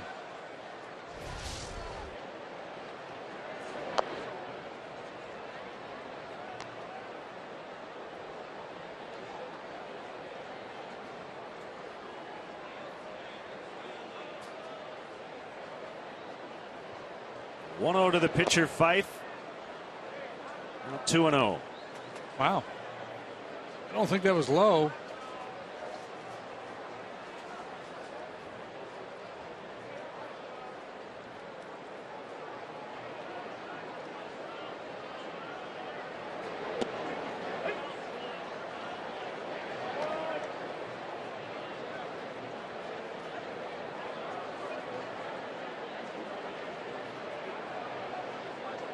Field very shallow, particularly to Jesus' center.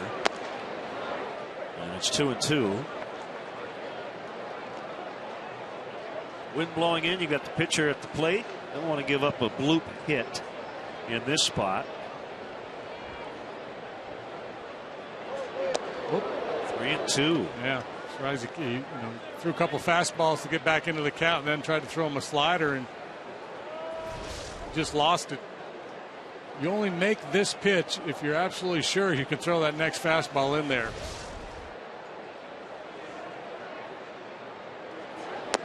And he does, and gets a swing and a miss. Strike 3. Should be easy to do, but sometimes it's not, because mentally it's kind of like a 3-foot putt. It should be easy. Sometimes you start to have those negative thoughts creep in and you don't execute. No pitches that he wanted to use on Fife, but ultimately got his man. With 2 down, it's Crawford.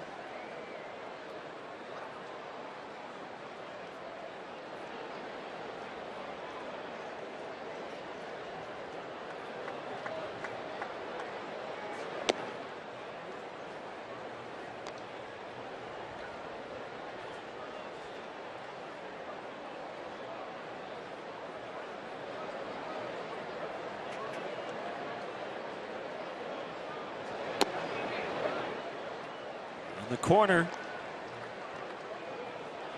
Crawford's been on the big league scene a long time now, but he's still just 31 years of age. Came up with Tampa in 2002.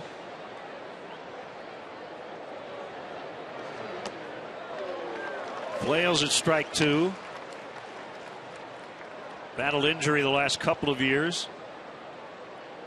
Left wrist surgery prior to last year when he was with Boston. Tommy John surgery. Then got traded. Had some hamstring issues earlier this season.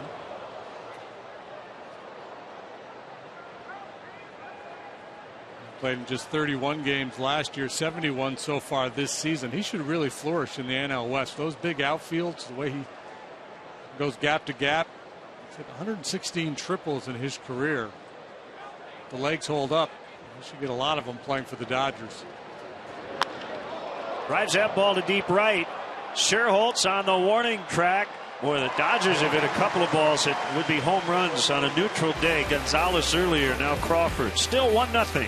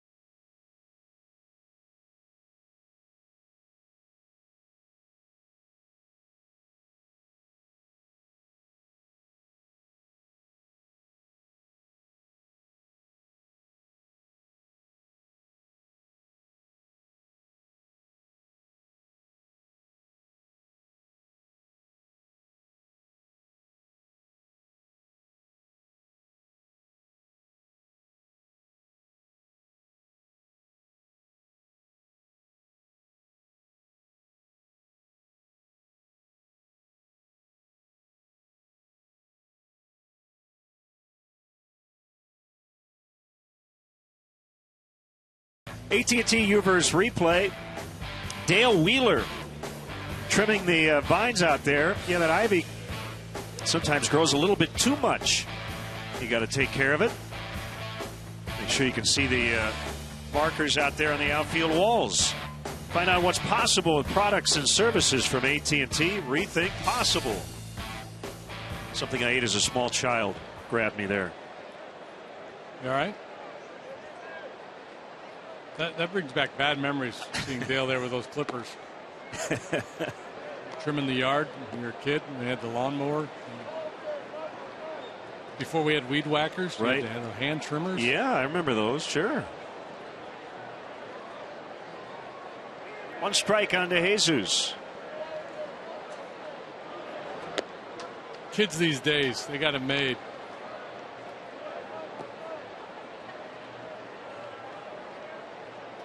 Cubs shut out yesterday. Scored 2 on Friday. Nada so far here today. Frustration has to be mounting in that home dugout. Boy, no kidding. So many chances. 6 more left today.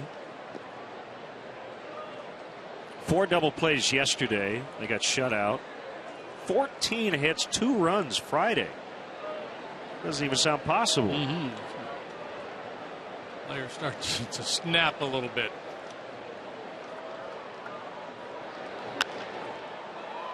Get out of play. You know, all you can do is just try to have good at bats.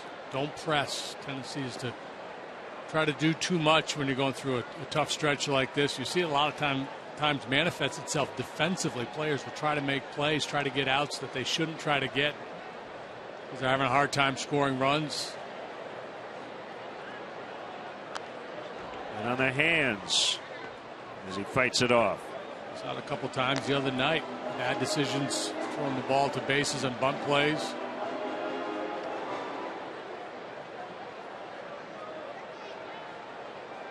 Well, you know, Don Mattingly clearly justified in wanting to give Greinke and Kershaw an extra day, but I think a lot of it too, at least a piece of it, has to be the fact that Greinke has really struggled here in this ballpark.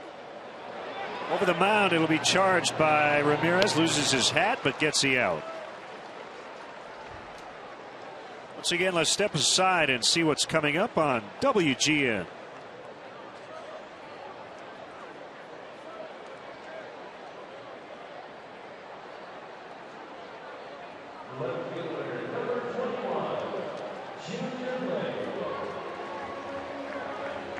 Lake with 1 out, nobody on. He's flied out and struck out.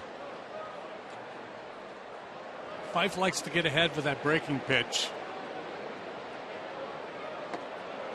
There you go. And that time he didn't have to throw it in the zone.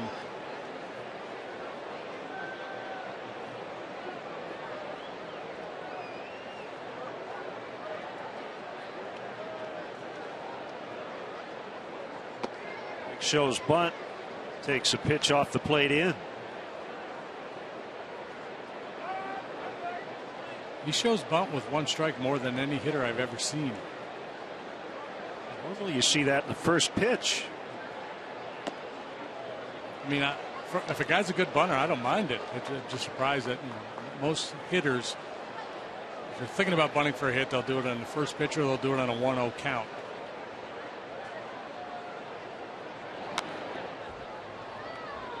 Big hack that time, 2-2. I've always argued for the real speedy guys that are halfway decent bunters. They should bunt with 2 strikes. Because what happens is the cornermen play up on them until there are 2 strikes, then they back way off. And if you look at the numbers, you look at what guys hit. No ball 2 strikes or 1 ball 2 strikes. Most guys hit for a very low average. You take a speedy guy that can bunt. He doesn't even have to, be all that deceptive. He can square late, push a bunt towards third base, and get some knocks that way. It's just the stigma if you bunt it foul and you strike out. Guys are not willing to take that on.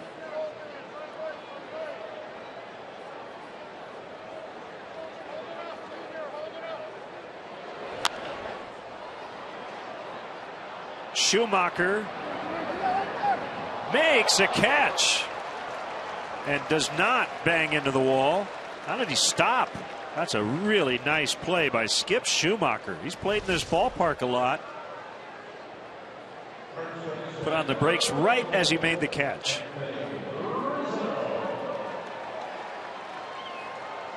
So he starts to decelerate. He has just enough time to work his way under that.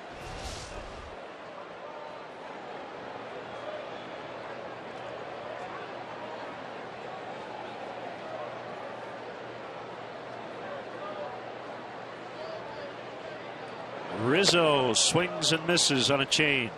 In most ballparks, center field is the most demanding position. In this ballpark, I think it's tougher for the corner outfielders. It's not a real big yard, so you don't have to have that speed demon in center. But because of the wells and the walls, the corner outfielders, it's tough plays out there.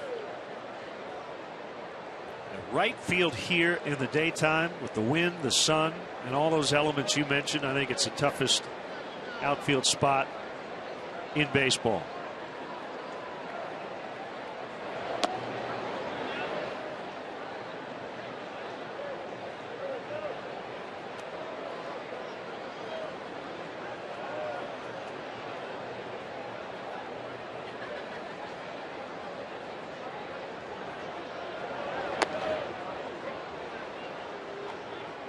Two and two. Worked Rizzo with cutters in last time up and then went with a backdoor breaking ball to try to finish him, and Anthony singled up the middle.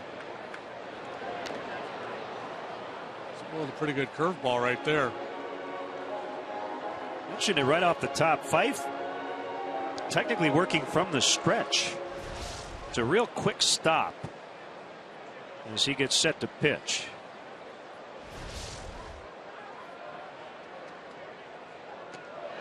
Way inside, 3-2.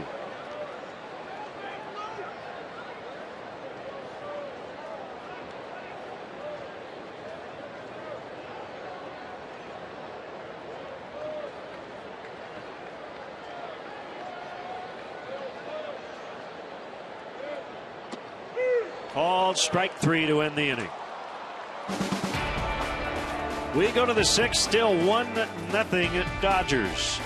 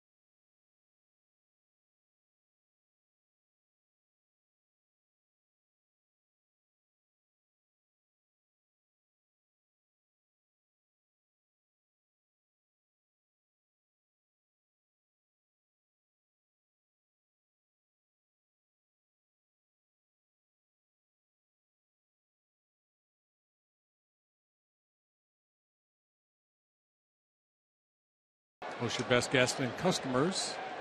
In a private suite at Wrigley Field, the Nuveen Investment Suites can accommodate anywhere from 15 to 55 and include food, all-you-can-drink beverages, and parking. To book your premier experience at the ballpark, visit Cubs.com/suites or call 773-404-4200.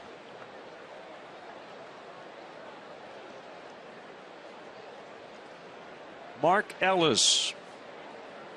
Here in the Dodgers' 6th. Cubs back to the road Tuesday in Philadelphia. The Phillies having a tough go of it since the break.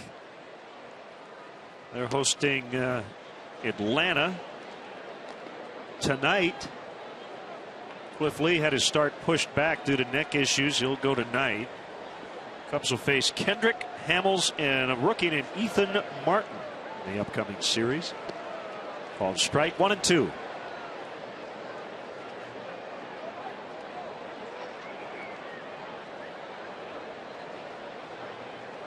And then we'll be in St. Louis next weekend. All 3 games right here on WGN.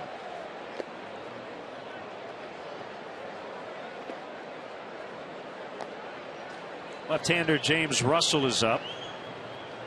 Villanueva, one of the better starts he's had all year, but finds himself trailing.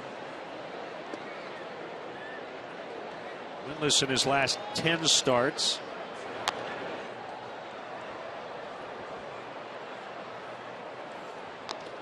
Yeah, it's been a pretty good drought. What, 4 since rejoining the rotation? St. Louis here, then at Colorado, at Arizona on the last trip, and then the Brewer game. He left the Brewer game with a 5-2 lead. With a couple of men on base, they ended up scoring, were charged to Carlos.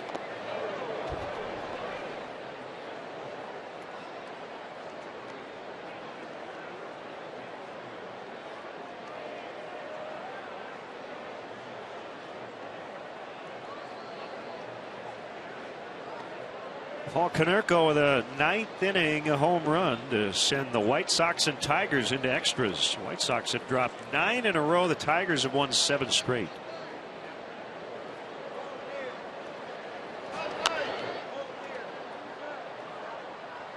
That will be out of play. Tigers, Indians, Royals all hot at the top of that division.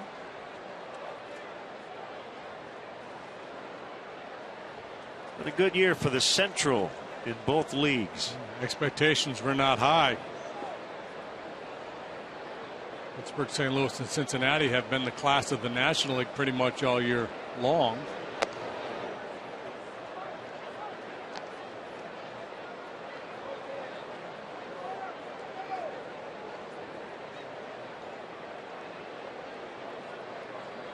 Braves got off to that great start, then cooled off. They're red hot again now, and the Dodgers certainly flexing their muscles over the last 6 weeks. A leadoff walk to Ellis. Baseball fans, be sure to tune in during the 6th inning today. If a Northside player hits a grand slam during the 6th, Joe Constantino of Elgin will win an all-new 2014 Mazda 6. Go to WGNTV.com/contest for your chance to enter to win a Mazda 6 in select games here on WGN TV. Sponsored by your Chicagoland and Northwest Indiana Mazda dealers. That's exciting. Happened last year. Rizzo hit a grand slam in the big inning. Navarro, Sherholtz, Ransom due up, so you look to Watkins and Murphy potentially getting those at bats. Who knows? We're rooting for you, Joe.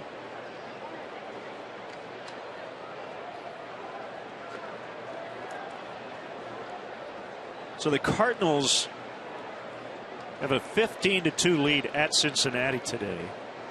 St. Louis is 10 for 17 with runners in scoring position. The Reds are 0 for 1.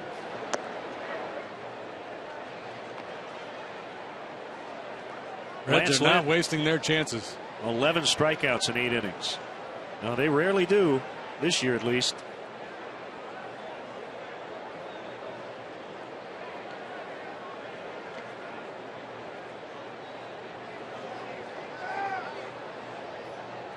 Cardinals dropped 4 out of 5 to the Pirates. In the finale of that series, they thumped the Pirates. That served as a little wake-up call for them. The schedule breaks in the Cardinals' favor. As you look to the remainder of the season, they have, I believe, 9 more home games than the Pirates do between now and the end of the year.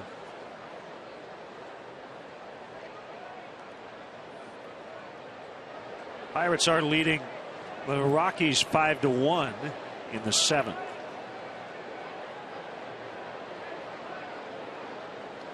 One and two on Gonzalez. Well hit, but it will be DeJesus in right center. One away.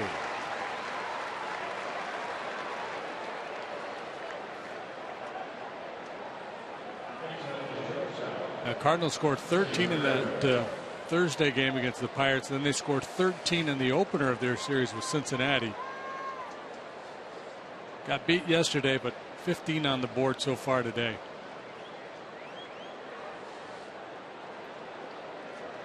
They'll get the Dodgers next.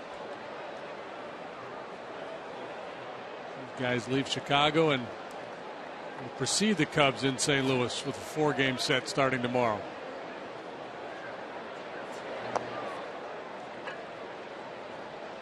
Curve is low. Ramirez. See, Villanueva nearing 100 pitches. Understandable that he'd be cautious with that first offering to Hanley.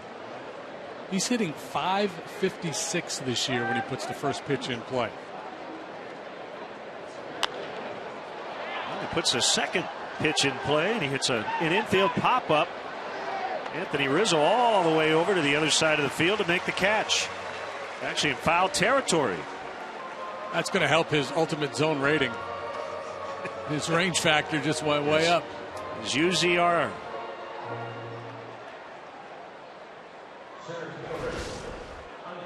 I used to tell a story about Frank Robinson when he made the transition from outfield to first base. Doing this all the time. You know, he'd be bumping into Brooks and Belanger over there on the left side of the infield. I mean, what are you doing, man? Well, the wind direction today, it does make sense that a guy on the right side of the infield would make that play. Hey, yeah, pursue everything, right?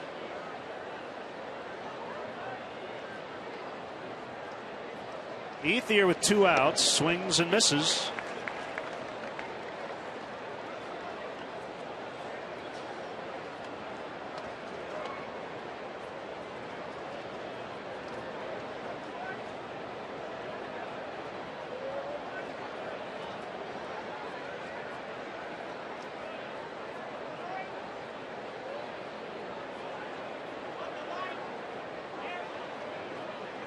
The kick and the 0-1.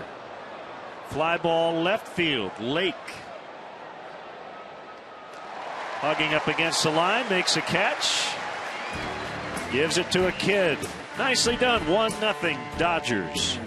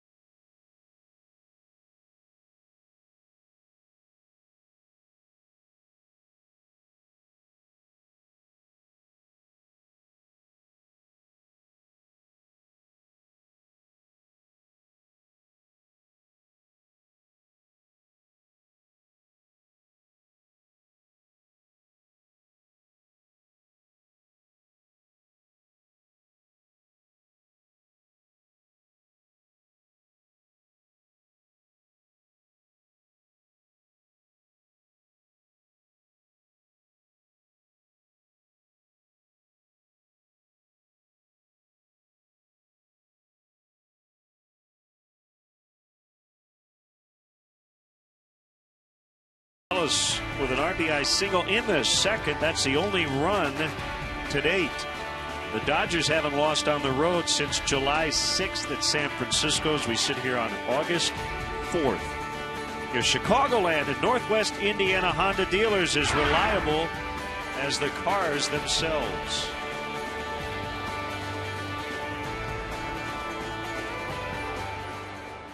Stephen Fife facing the Cubs for the first time, just coming off the disabled list. Working on a 4-hitter through 5. And a curveball low and in on Deoner Navarro.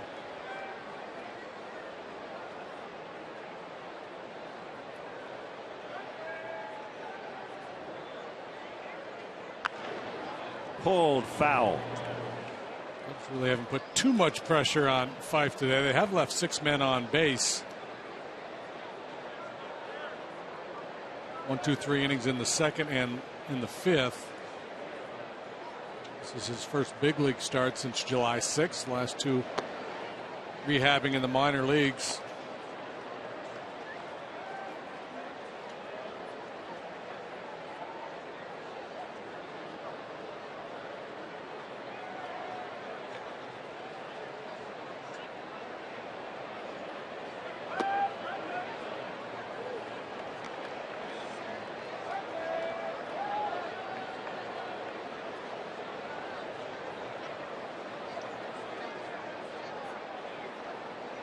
Ball 4 double.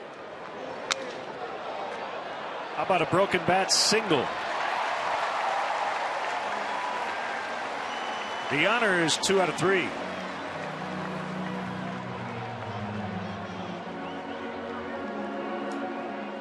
That little cutter. Late movement off the barrel in towards the hands a little bit. Gets some weak contact, but it's up and he flips a little flare into a right field for a leadoff knock.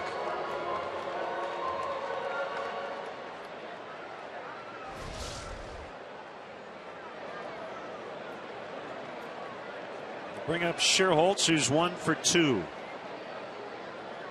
Gonzalez holds on Navarro at first and strike 1. Too early in the ball game to think about a pinch runner in this situation. 8th inning, yeah, you probably run for Navarro here in the 6th. Especially with a short bench. 4 bench players available for Dale Swain.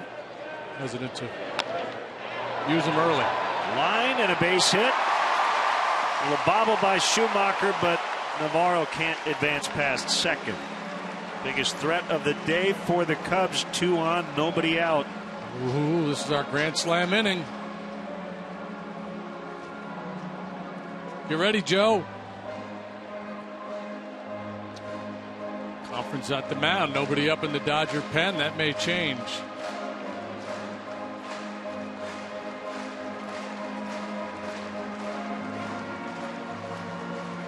A.J. Ellis, the veteran backstop, looked like he was running that meeting. Maybe a conversation as to what they're going to do if Ransom squares to bunt. Rick Honeycutt, the pitching coach, been there a good long while. He's on the horn. Chuck Krim is the bullpen coach and a former Cub. Chris Withrow, a right-hander, will start to loosen. Honeycutt will buy him some time.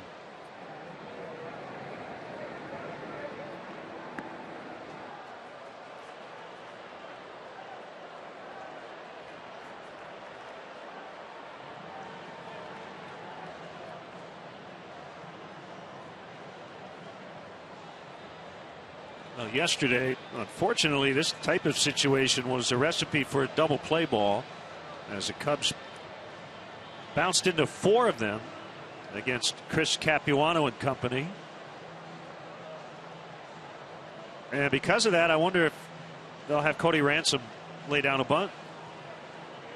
Yeah, and you know, I think as a manager, that's one of the things you have to fight. You know, to react to what happened yesterday in today's game. I think you have to base your decision more so on where you are in the lineup, the type of hitter you have in the box, who's on the mound. Is he a ground ball guy? Is he likely to get a ground ball from my hitter?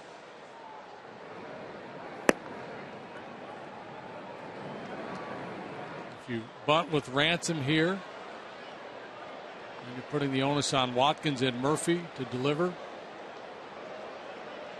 Two guys just up from the minor leagues. Those are all the things that Dale will consider or has considered.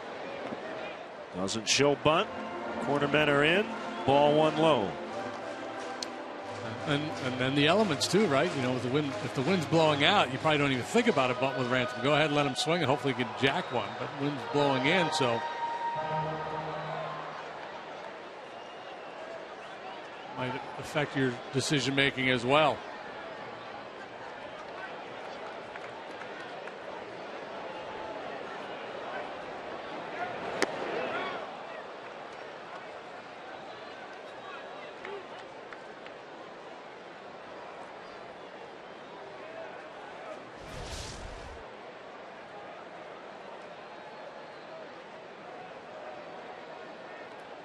The wind kicking up that dirt. Back behind home plate.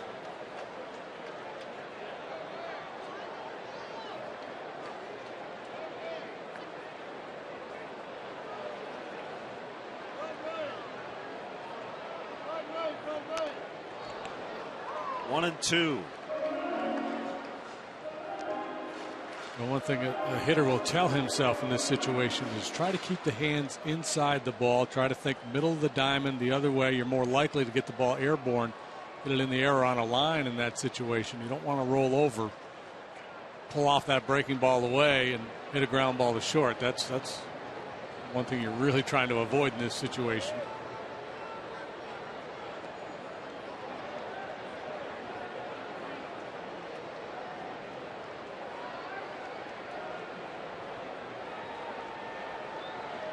One-two pitch out front, fouled it.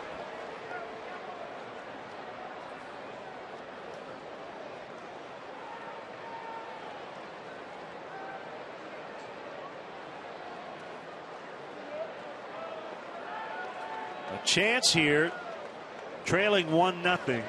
Cubs did not score yesterday. They have two on with nobody out.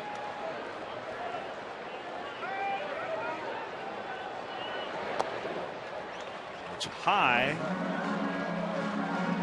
It's 2-2. Early on, we saw a little bit of this from Fife, falling off that breaking pitch a little bit, leaving him up in the zone or up out of the zone. Last two have not been good.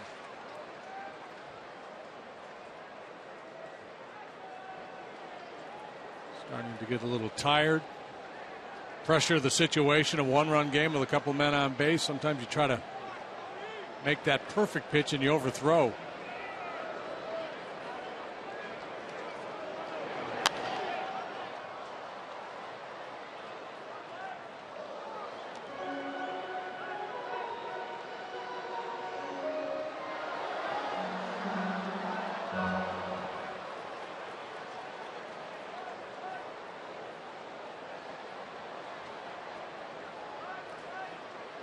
When I watch Fife with runners on base, his windup is kind of a modified stretch. His hands end up in the same spot right there as he gets ready. And he starts a little differently. Pulled down the left field line, foul out of play. He's on the edge right now. He's thrown 3 bad breaking balls in this sequence. And then Ramirez wants to come in and have a word with him. Perhaps telling him not to throw another bad breaking ball. Dude, stop hanging that thing. You've gotten lucky that they've stayed up or that one drifted in. They've stayed out of the real happy zone for Ransom there, but the action on those breaking balls has not been good. Ramirez now. Ellis talking to the young right-hander.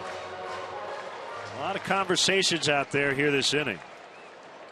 Back-to-back singles to start it. It's like Withrow is ready if needed.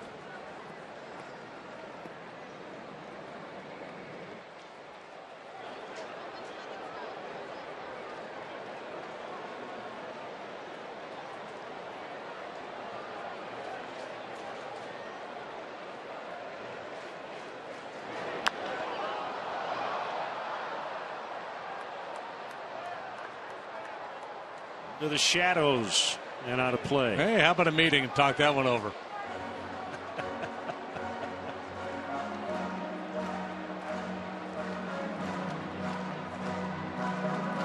There's been a lot of mistakes up in the zone.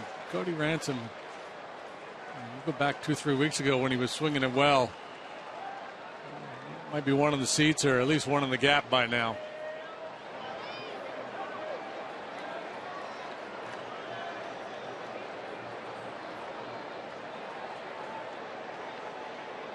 Another 2-2, and he got him. Swing and a miss, strike 3 on a fastball. Yeah, different pitch, different result, but really a similar diagnosis if you're watching from the Dodger dugout with Fife trying to go down and away, and his fastball runs up and in. He has not really executed a pitch in that entire sequence with Ransom.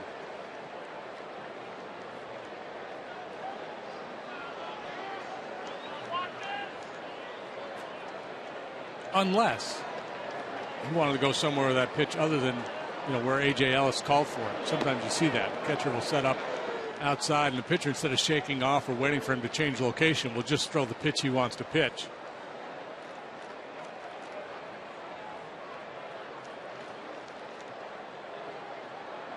Watkins, in his big league debut, has grounded out twice. Has to be a hero.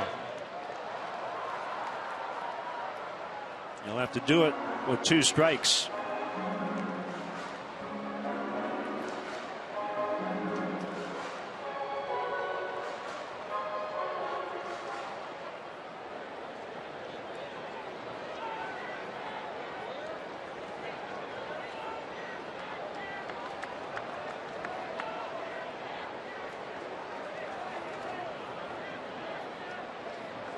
Here it comes. It's high.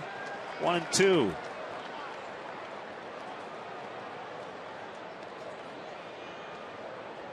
Donnie Murphy on deck. You just joined us. No Castro, no Barney in the lineup today. Murphy at short. Watkins in his big league debut at second. 1-2. Just missed the corner.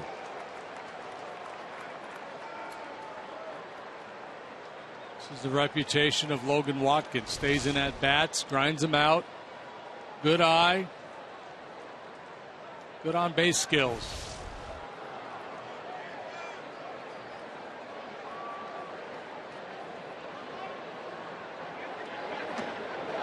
Nice job. He's running full after an 0-2 start. You can see a young guy in his major league debut would be a little anxious there, might chase that pitch, but as advertised, good patience.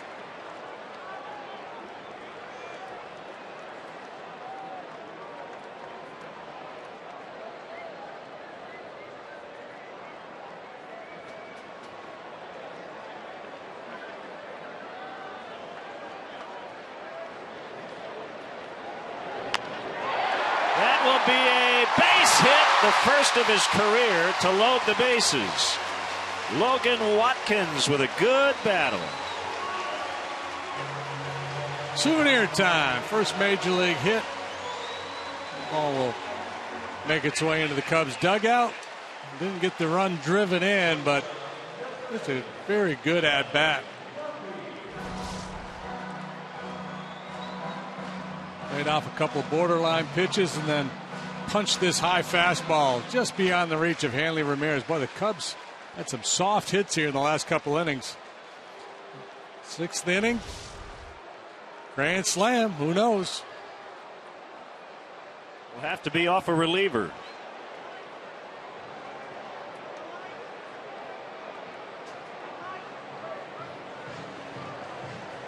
Bases loaded. The Dodgers 1, Cubs nothing in the 6th. Our grand slam inning will be back.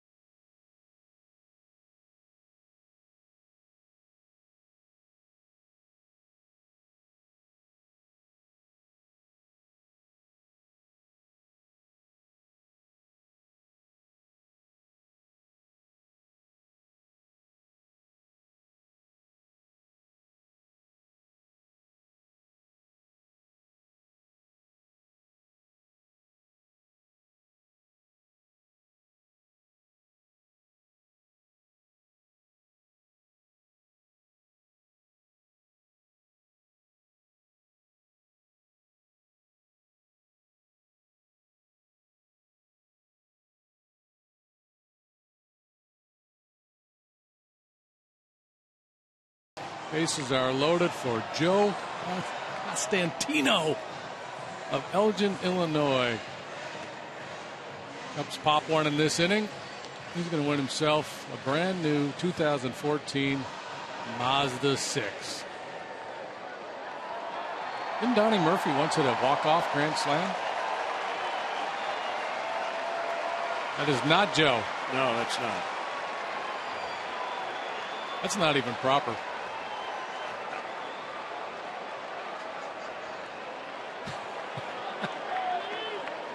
Yeah, he's proud of his Cubs.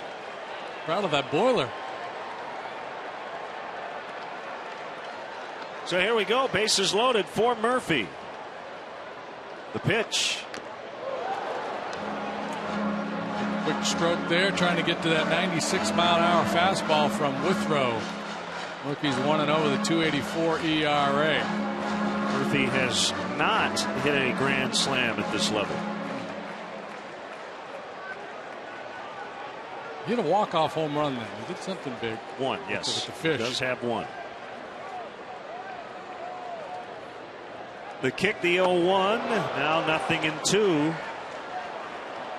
Cole Gillespie is on deck. He's in Villanueva's spot. A little different approach here from Withrow than what we saw from Stephen Fife, attacking with that high octane heater.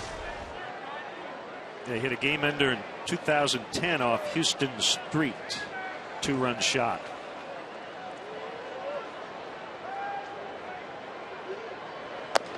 High at 96. 1-2.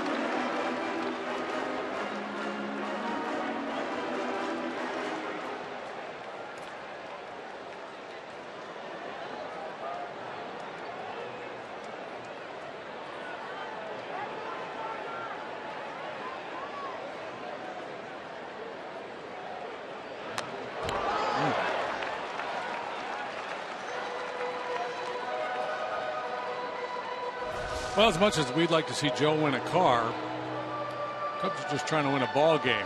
A base hit here would be just fine. That was a cutter.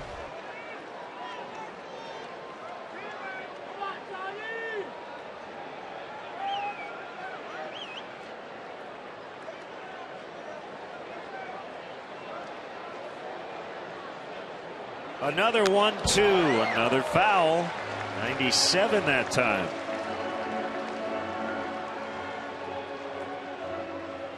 Make sure everybody in the front row is paying attention.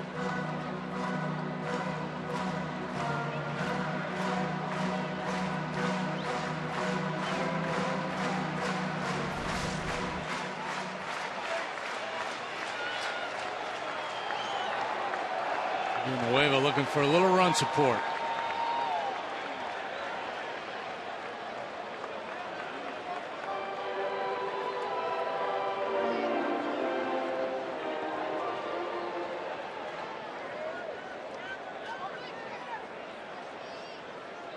Three singles here in the sixth. Set it up for Murphy. Withrow again. Popped him up. Infield fly rule as Ramirez makes a catch. 2 outs. All right, Joe. Still alive here. Bases are still loaded.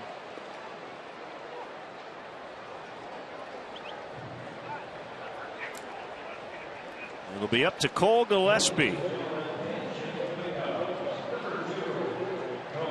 Outstanding job by Carlos Villanueva this afternoon. 6 very good innings. 5 hits the last 2 days for Gillespie. Batting for Villanueva. You're right, he was really good. Right now on the hook for a loss. That can change if Gillespie can come through. Cubs out hitting the Dodgers 7-2. Outside corner. That was money there. Hit it right on the edge. He's got a grand slam on his resume.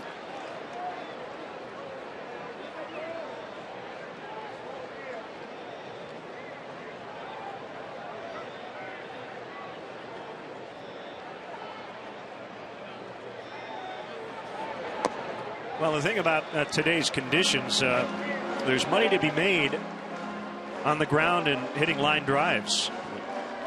I think Withrow would love to challenge Gillespie to try to hit the ball out of the park. We've seen a lot of deep fly balls just die.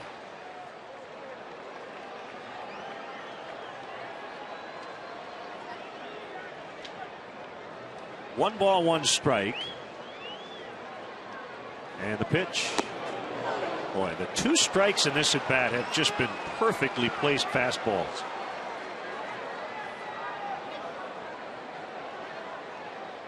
Velocity and command. 96 on the edge a couple of times. You see the first one, and now one more time a little higher, but right on that outside corner.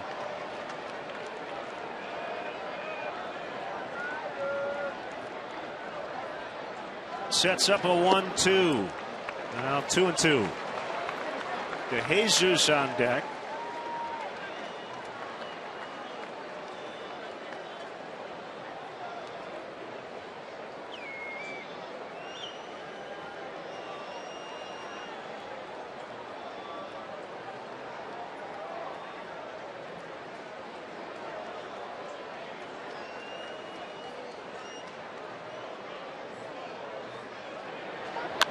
Ground ball. It's Gonzalez to end the inning. They have left him loaded. 9 stranded today, and it's still 1-0.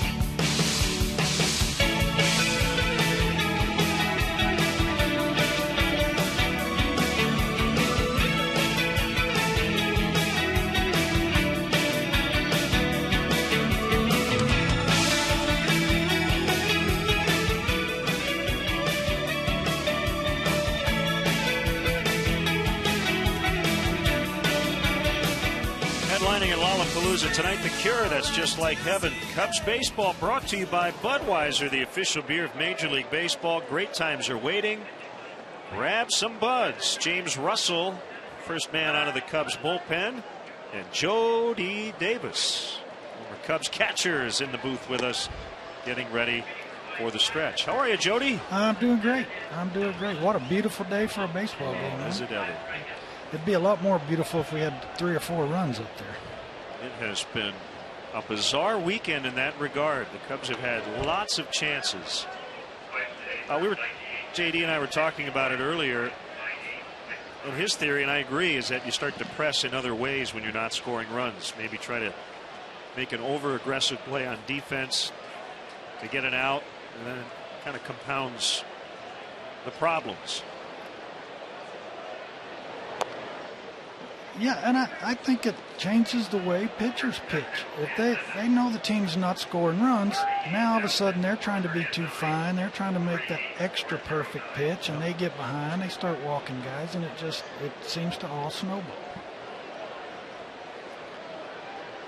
1-2 to A.J. Ellis outside, 2-2.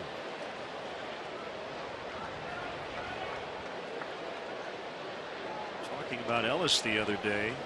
Really a late bloomer in the Dodger organization. He was a backup catcher throughout his minor league career and has really found his niche in this Dodger lineup. He's starting last year. Here's Blake Parker in the Cubs bullpen. Jesus in center for the first out. Yeah, wind blowing in strongly here this afternoon. Back in the day when you were catching, a day like today, would you be more aggressive, go ahead and throw it in there? Yeah, don't walk anybody. And walks in this ballpark are so huge, and I was just mentioning this on the radio. If the wind's blowing out, you walk a guy, it's a 2-run homer. And the wind's blowing in, that one guy you walk might be the 1 run that beats you. It's just, walks are so key here. Schumacher swings and misses. But you would have to really crush one today going the other way, especially for a right-handed batter. A left-handed batter might go short porch there to the bleachers.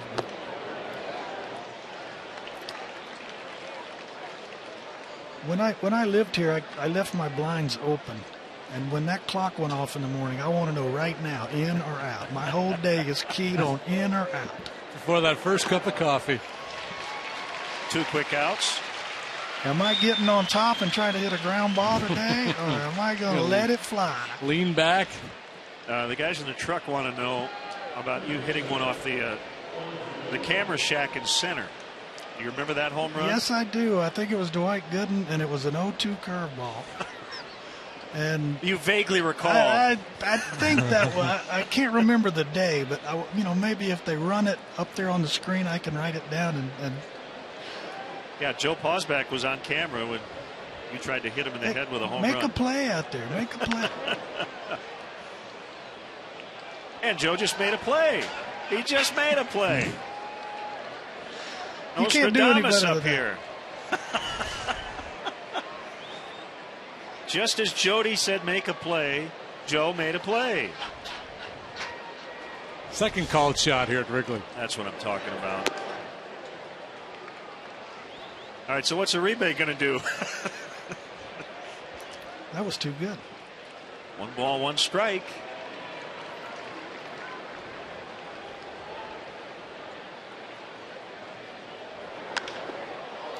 And this ball will die in the wind as well. Jody Davis ready to sing the stretch. Today's guest conductor for Take Me Out to the Ball Game, former Cub great Jody Davis.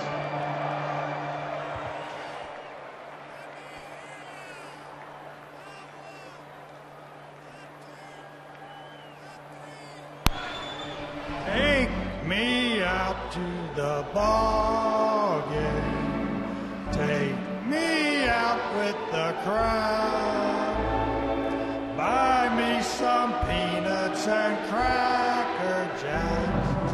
I don't care if I ever get back, for it's root for the Cubbies. If they don't win, it's a shame, for it's 1 strike sure out at the old.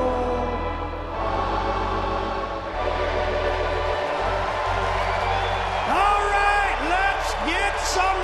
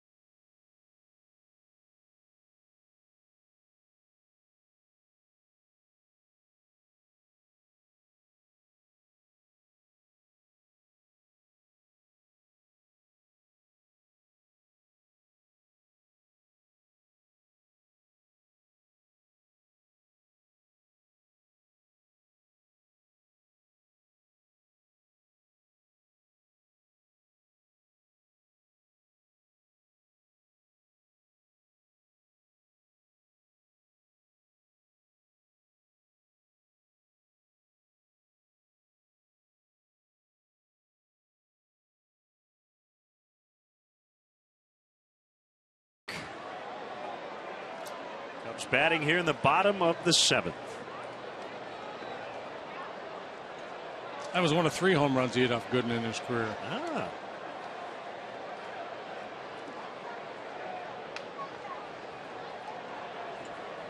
Top of the order against Withrow. Got out of the 6th. Bases loaded, 1 out when he came in. We've got beach ball problems out and right.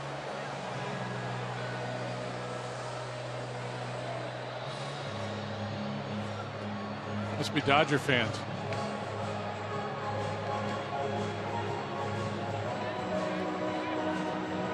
Pressey cranks up the Beach Boys.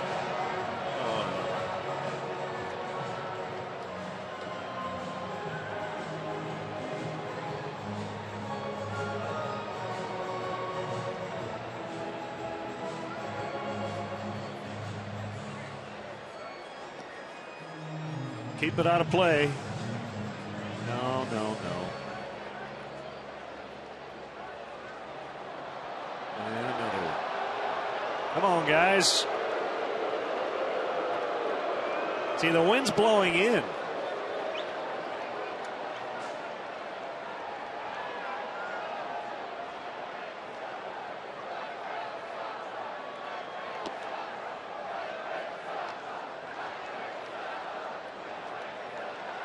So now left field's letting right field have it.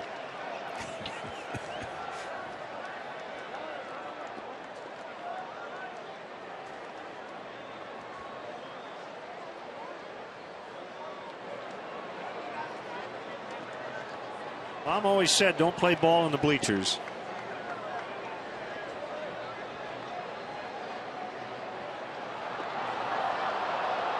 Another one outside for a ball. Skip Schumacher will go get another one.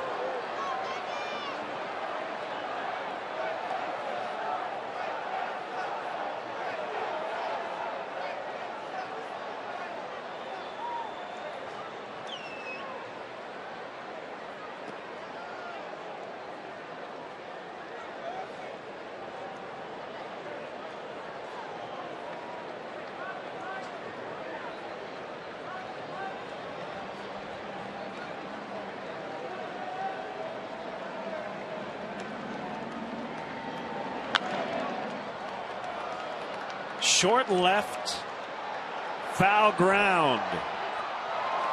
So, Hanley Ramirez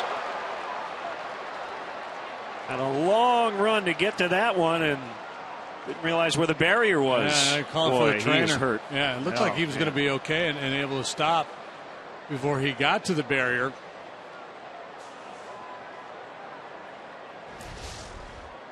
And there's no padding where he went in. Fighting the sun and the wind the whole way, under control, and he catches it, and he still has 2-3 steps before he hits the wall.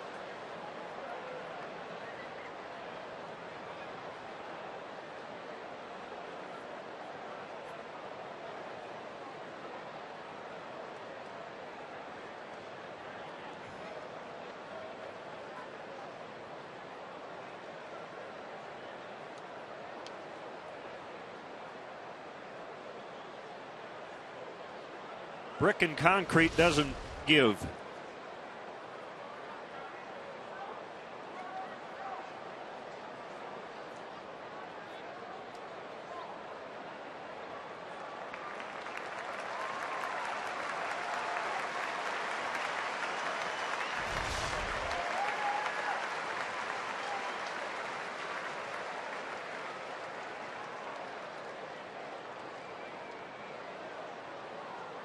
Headlong into the stands there, and maybe bracing himself for the fall. They're working on that right shoulder.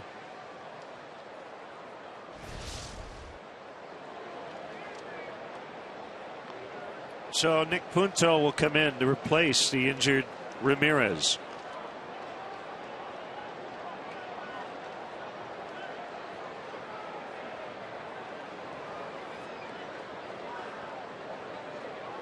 They lost Puig yesterday with the thumb, although that does not appear to be serious. And they're hoping this one's not serious either.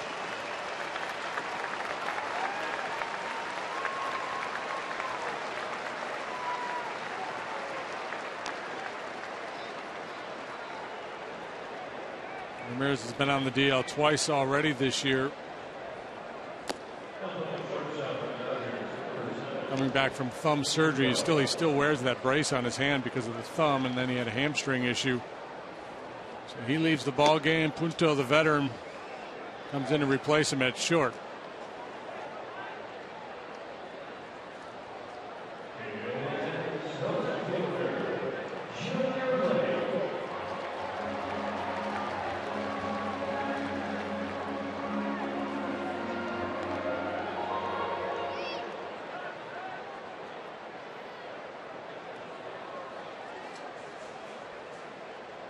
Here's Lake.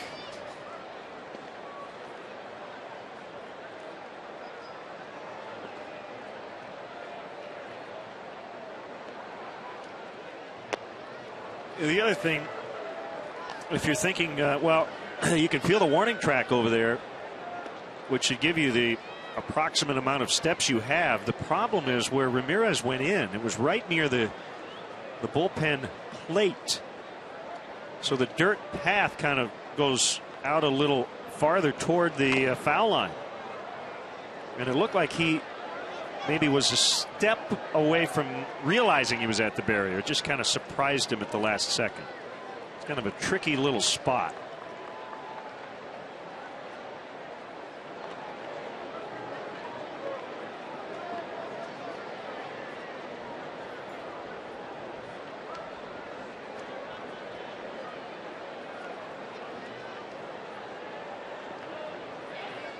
Kick the 0-2, called strike 3.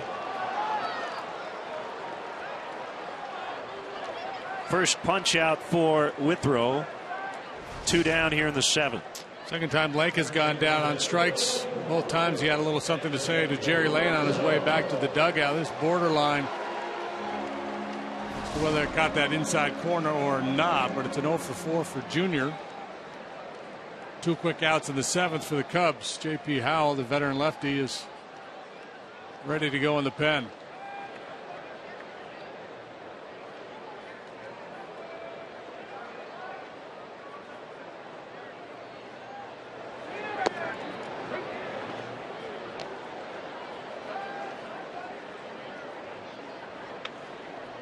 Pitcher spot due to lead off the 8th inning for the Dodgers. I think if the wind were blowing out, Mattingly would bring his lefty in here to face Rizzo.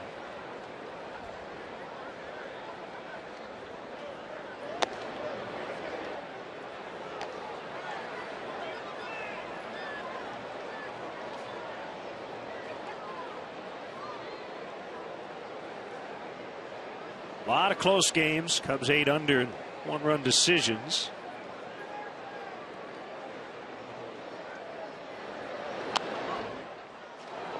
Still 0-2.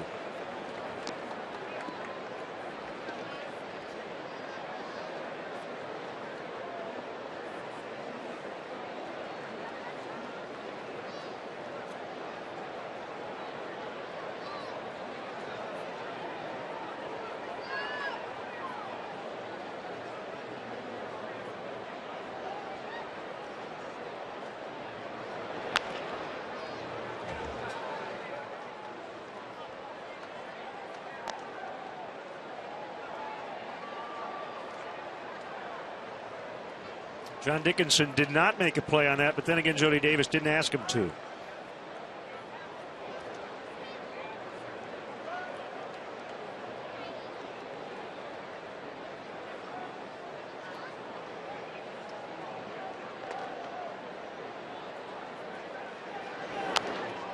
Another foul.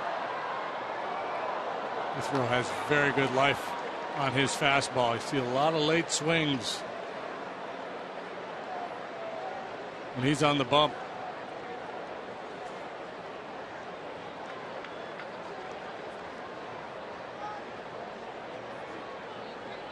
'20th overall pick in the '07 draft. Born in Austin, Texas. And Rizzo got hit, but did he swing at the pitch? He did. That's a strikeout. You can't take your base if you swung at it. And on appeal at third base, Greg Gibson said he went. That's a painful strikeout for Anthony Rizzo, and the inning comes to a screeching halt. So it's still 1-0 Dodgers.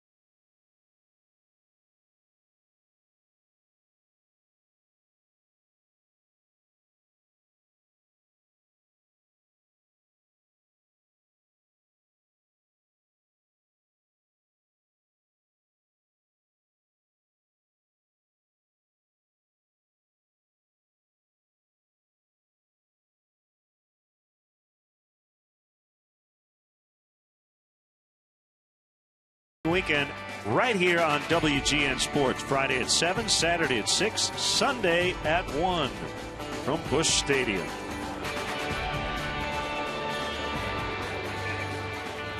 Cardinals a winner today, 15-2 over the Reds.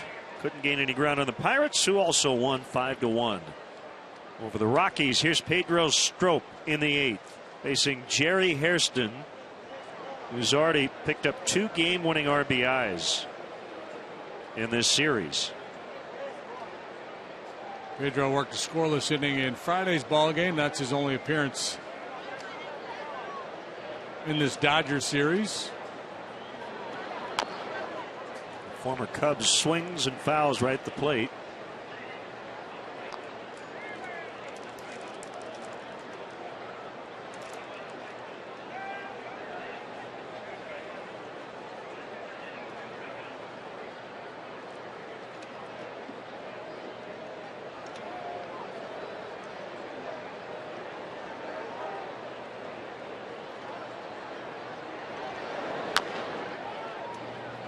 Chop to first.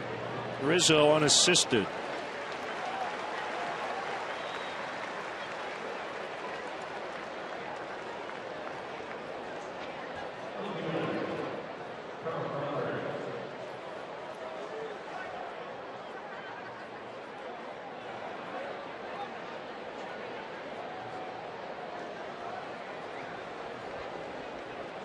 Tigers beat the White Sox in 12, 3-2. Torrey Hunter with a single, scoring Matt Tuiasosopo.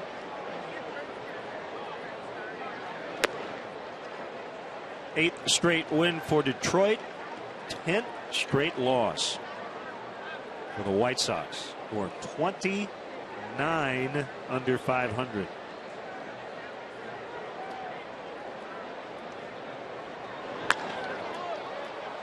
Leaping grab, Donnie Murphy.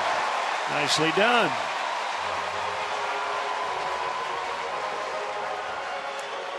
Crawford 3 hits in the ball game yesterday, 0 for 4 today because of this play.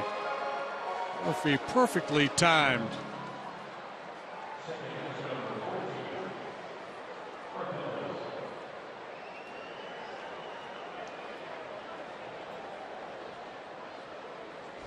Great body control.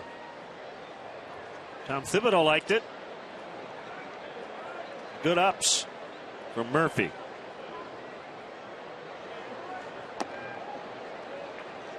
All one on Mark Ellis. 0 for 2, 2 strikeouts and a walk.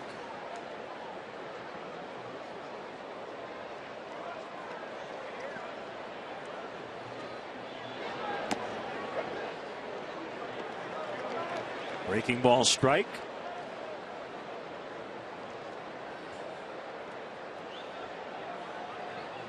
Royals beat the Mets 6-2 in New York. They've won 11 of 12. Top 3 teams in that AL Central have been on fire of late. Despite all the winning by the Indians and the Royals, tough to gain ground because the Tigers have been playing so well.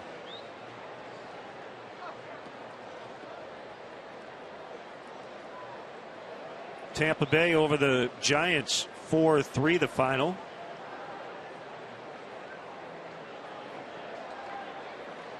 The Rays in their last 13 series have won 11 of them and have split 2. Nice job by Strop. Oh, no. Rizzo dropped a routine pop-up. Wow. His day just went from bad to worse. Thought he was on by a hit by pitch in the bottom of the 7th, was ruled a strikeout. Now this little pop-up eludes him. Just can't put it away.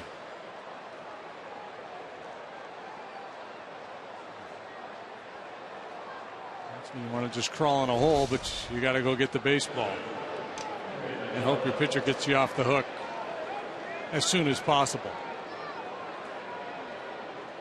So Strop has to face Gonzalez.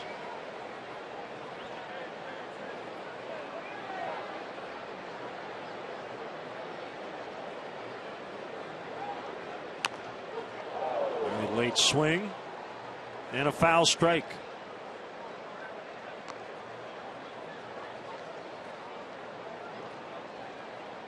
Send out happy birthday wishes to WGN editor Terry Bates. Hope it's a good one, Terry.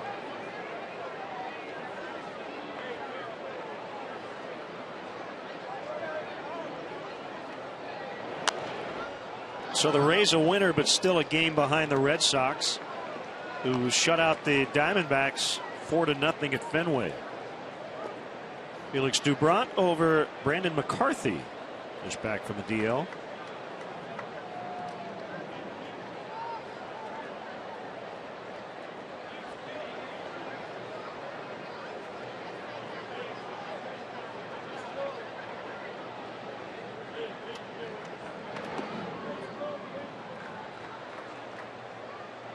Diamondbacks now 5 behind the Dodgers in the NL West. Pending the outcome of this game. Just a game above 500 now, 56 and 55. The team I'm still waiting to make a move is the Washington Nationals. Still think they've got a chance to make some noise. Not so much running down Atlanta, but the wild card. They're trailing at Milwaukee. 8-5 as they go to the 9th.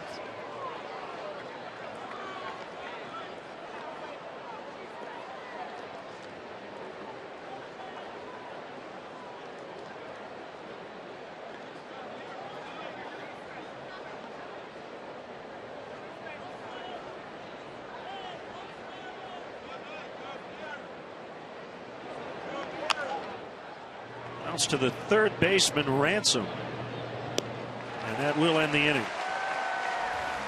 We go to the bottom of the 8th, still 1-0 for the visitors.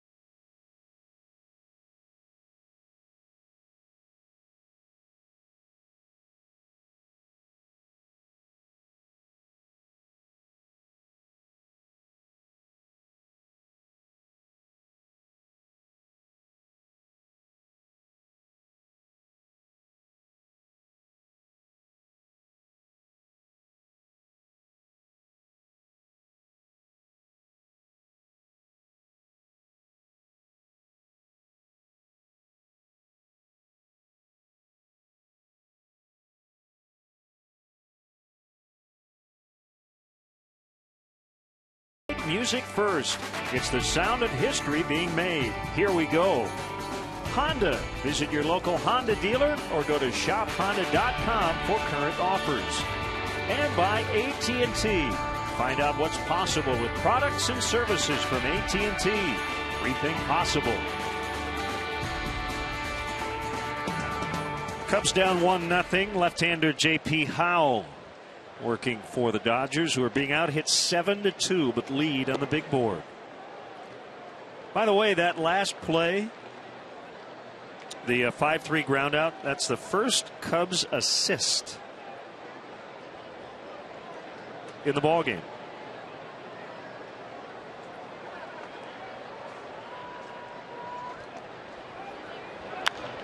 Navarro high in the air to left. As Crawford went back, now comes in. It's one of those quirky things. Yeah, been a lot of outs in the air.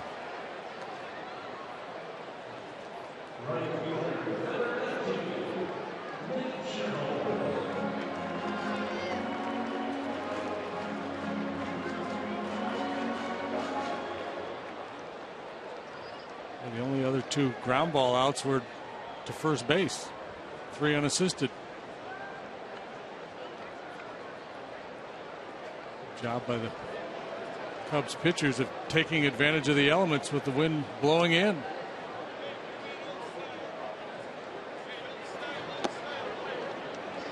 Dale using his bullpen today with the off day tomorrow, like he would in a lead. Seen Russell, Strop, and looks like we'll see Kevin Gregg in the ninth, even if the Cubs are trailing.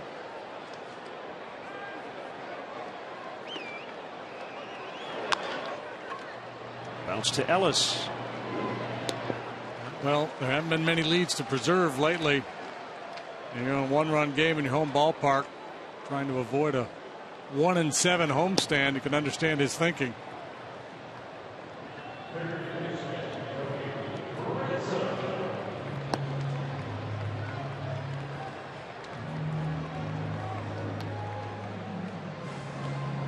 Carlos Marmol is up. Scoreless inning the other day on Friday.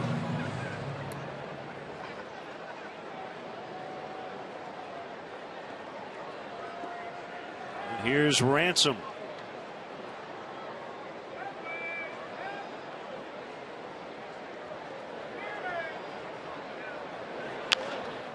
And he bounces to Uribe. We'll head off to the ninth. It's the Dodgers 1 and the Cubs 0.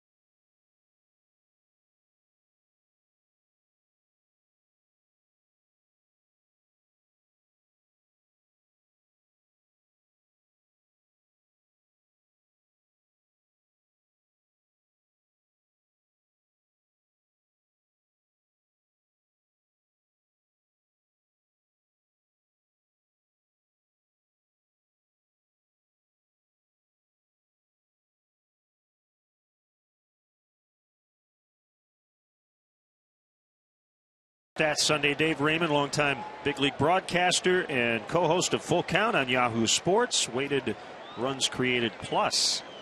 Check it out on our blog, WGNTV.com. And all-time, starting at 100, Babe Ruth is the all-time leader. Not a big surprise when you look at that list. No, pretty good group of hitters right there. The Bambino, greatest of all time. Nick Punto came in for the injured Hanley Ramirez in the 7th. Strop back out there. I would encourage everybody to follow Dave Raymond on Twitter and check out his blog too. Very clever writer.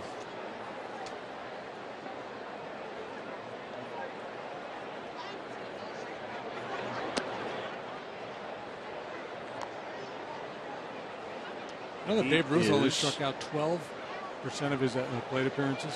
You think of Babe Ruth, a big slugger, you know. 12%. Yeah. Wow. At Dave Raymond 4. That's his Twitter handle.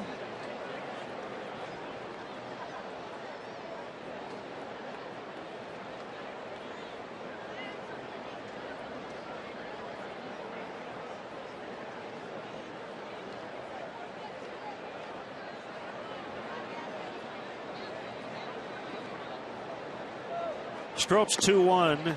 This is the outside. 3 balls and a strike.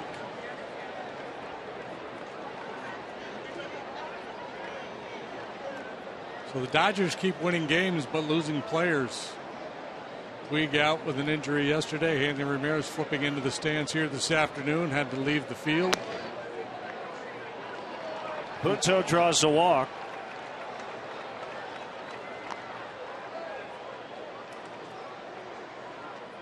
Dodgers with just 2 base hits in this game. As Hanley Ramirez working a leadoff walk in the 2nd. He came around to score on the A.J. Ellis RBI single. That's the only run in the ball game. And walks have really loomed large in this series.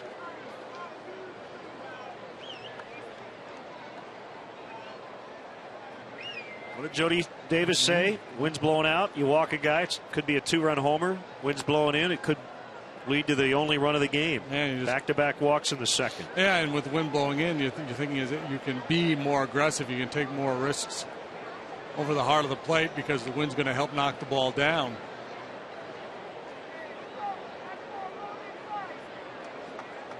Not all walks are created equal, some much more justifiable than others.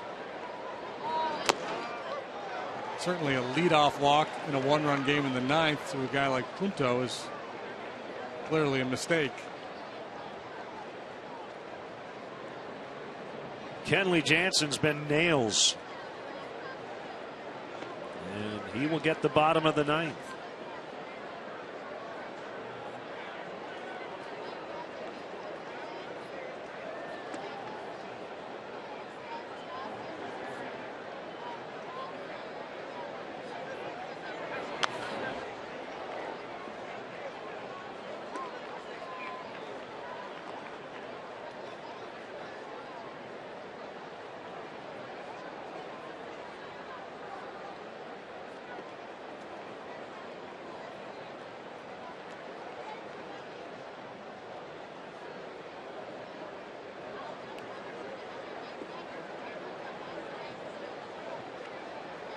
Strop ready. Holds his hands high from the set position. Throw to first. Punto back.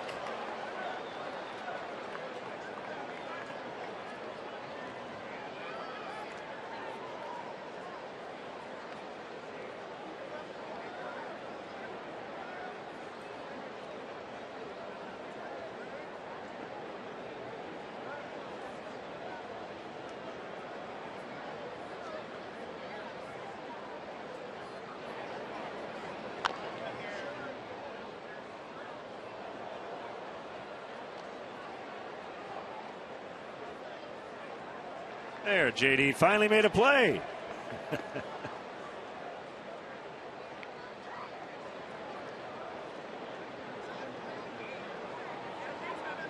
Still 1-2 on Ethier.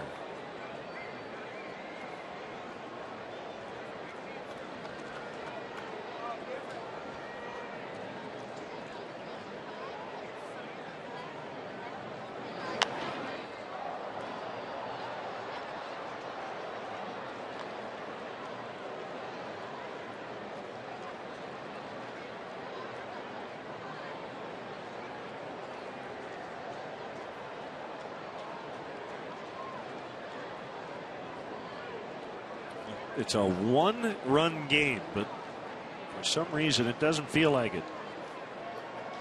Well, when you start to go into an offensive funk like the Cubs have been in, you just feel like it's almost impossible to score.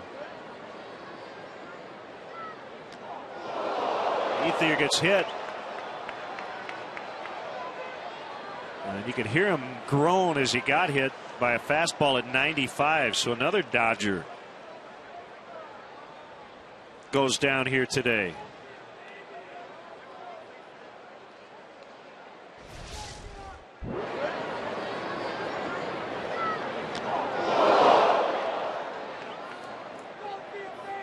Lower leg down around the knee, it looked like. Look at that back leg. It did. Schinberger trying to throw that two-seam fastball that runs back to the inside corner. A little too far in, didn't get the running action. Ethier paid the price, but the Dodgers now with a great opportunity to add a little insurance.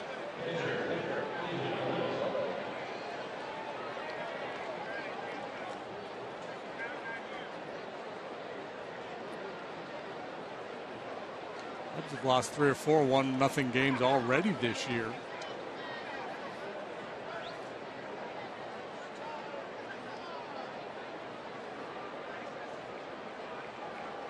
$3-0 yesterday.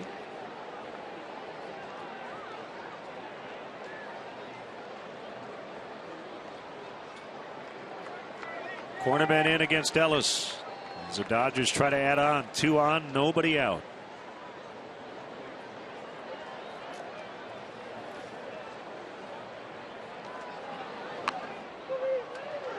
Throw goes to third. Out there.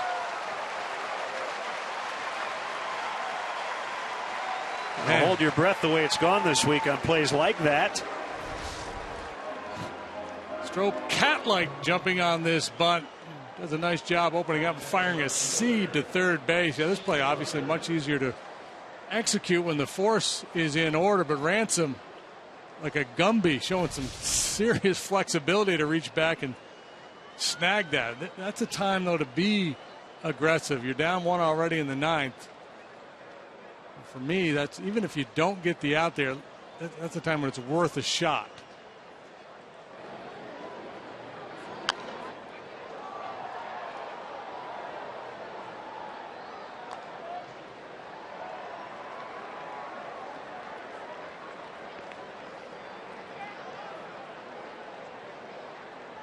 Schumacher in for Puig today, 0 for 3.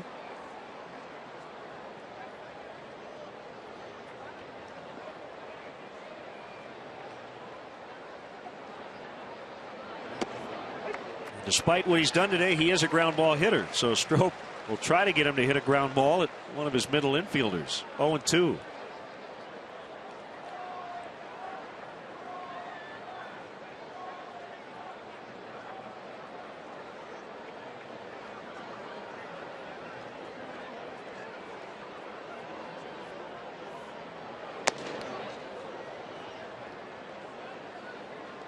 Might we see the rookie?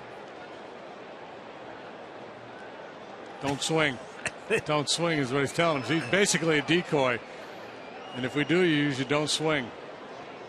That's what I was thinking with their bench being a little light. You get Schumacher here, you could walk Uribe. I got the Schumacher part out of the way. So walk Uribe here. And force Don Mattingly to make a decision. He's got his backup catcher, Fedorovich, and that's it, besides Puig on the bench.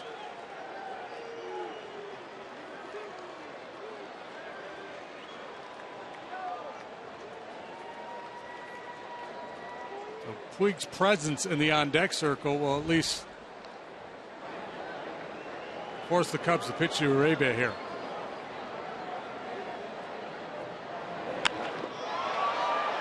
De Jesus tracking, and that's the inning. So Strop does get out of it, gives the Cubs a chance. Trailing by a run as we go to the bottom of the 9th.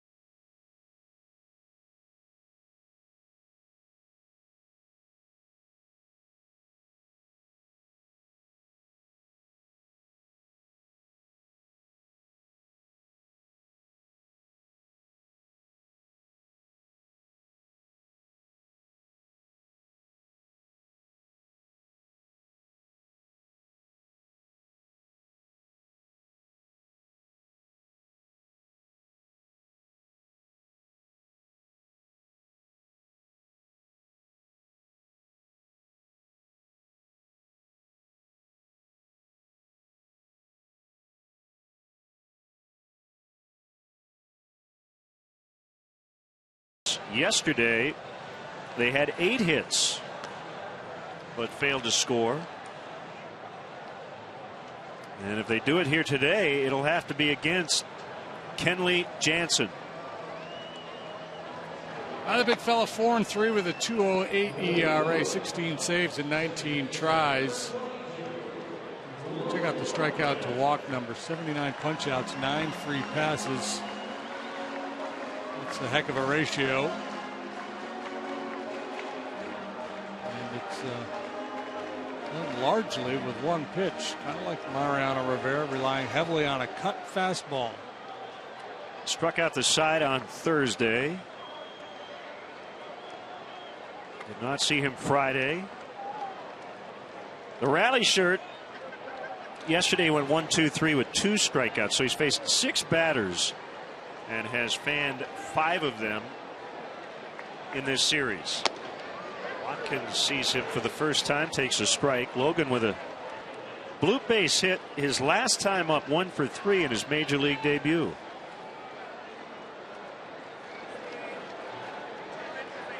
Jansen, like Rivera, will throw that cutter to both sides of the plate. Just a two-seamer running away from Watkins. And this is why Dale Swain was so upset the other day when Julio Bourbon got caught trying to go to third base on a ball in the dirt. You know, it was a 4-run game. Jansen was up in the bullpen. If the Cubs put another man on base and threatened there, they might have brought Jansen into the game and potentially rendered him unavailable for either yesterday or today. I mean, he pitched Thursday and Saturday. If he had come into the Friday game, that would have been 3 in a row and maybe not available, and it's pretty important in a 1-run ball game.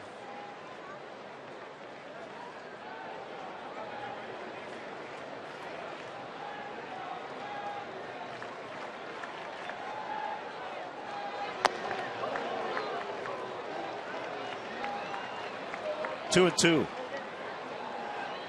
Starlin Castro will hit for Donnie Murphy next.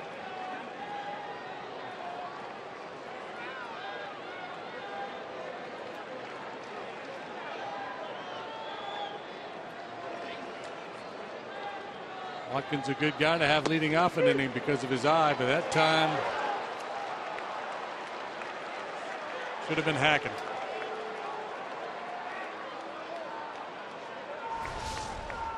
Yep. Looking at his scorecard in frustration. That cutter just hangs on to the outside corner.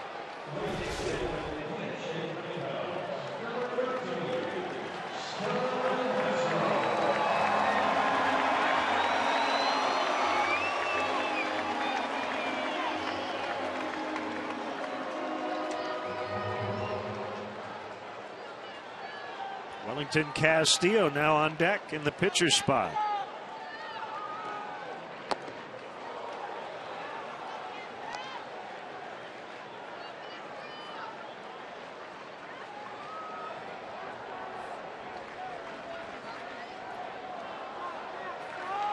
Only the second time all year he hasn't started a game, so this is his first pinch hit appearance of the year. And he's down 0-2. Last time he sat out, he did not play.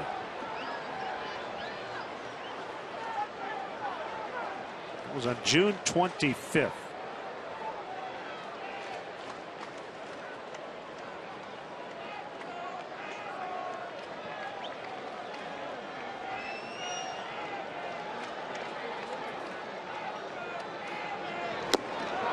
Strikes out. So 0 for 3 as a pinch hitter in his career with 3 strikeouts, something he doesn't do much. And here comes Castillo. No, and you know, a lot of really good longtime major league hitters will tell you, if you're not a guy who comes off the bench routinely, these pinch hit at bats are awfully tough.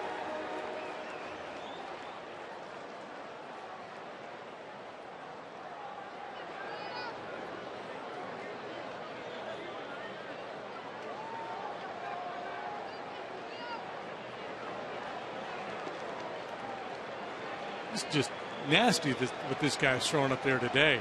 94-mile-an-hour cutter.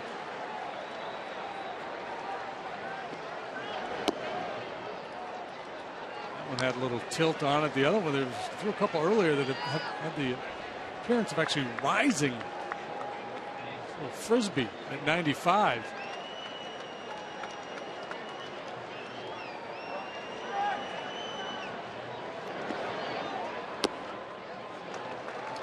Two and 0.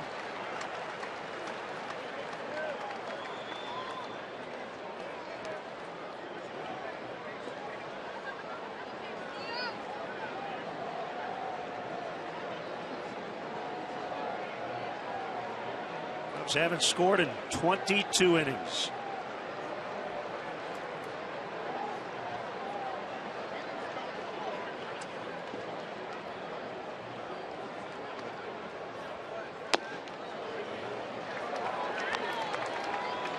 Jansen is not allowed a hit or a walk in his last 7 appearances. He's a converted catcher. Converted in 2009. He's in the big leagues the following year. It was a strike, 2-2.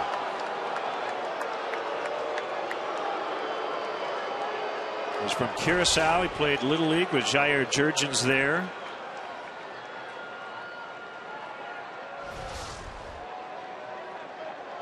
Now the Dodger closer. Last chance here. 2-2 on Castillo. Big leg kick. And outside it's full. 3-2.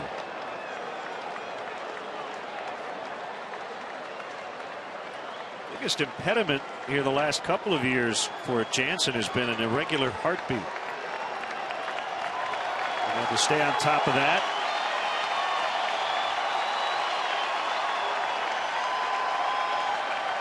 Payoff pitch, fouled back.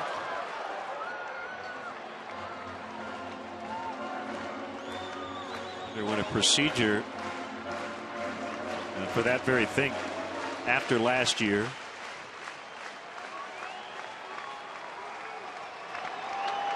Paid crowd 38,409 here at Wrigley.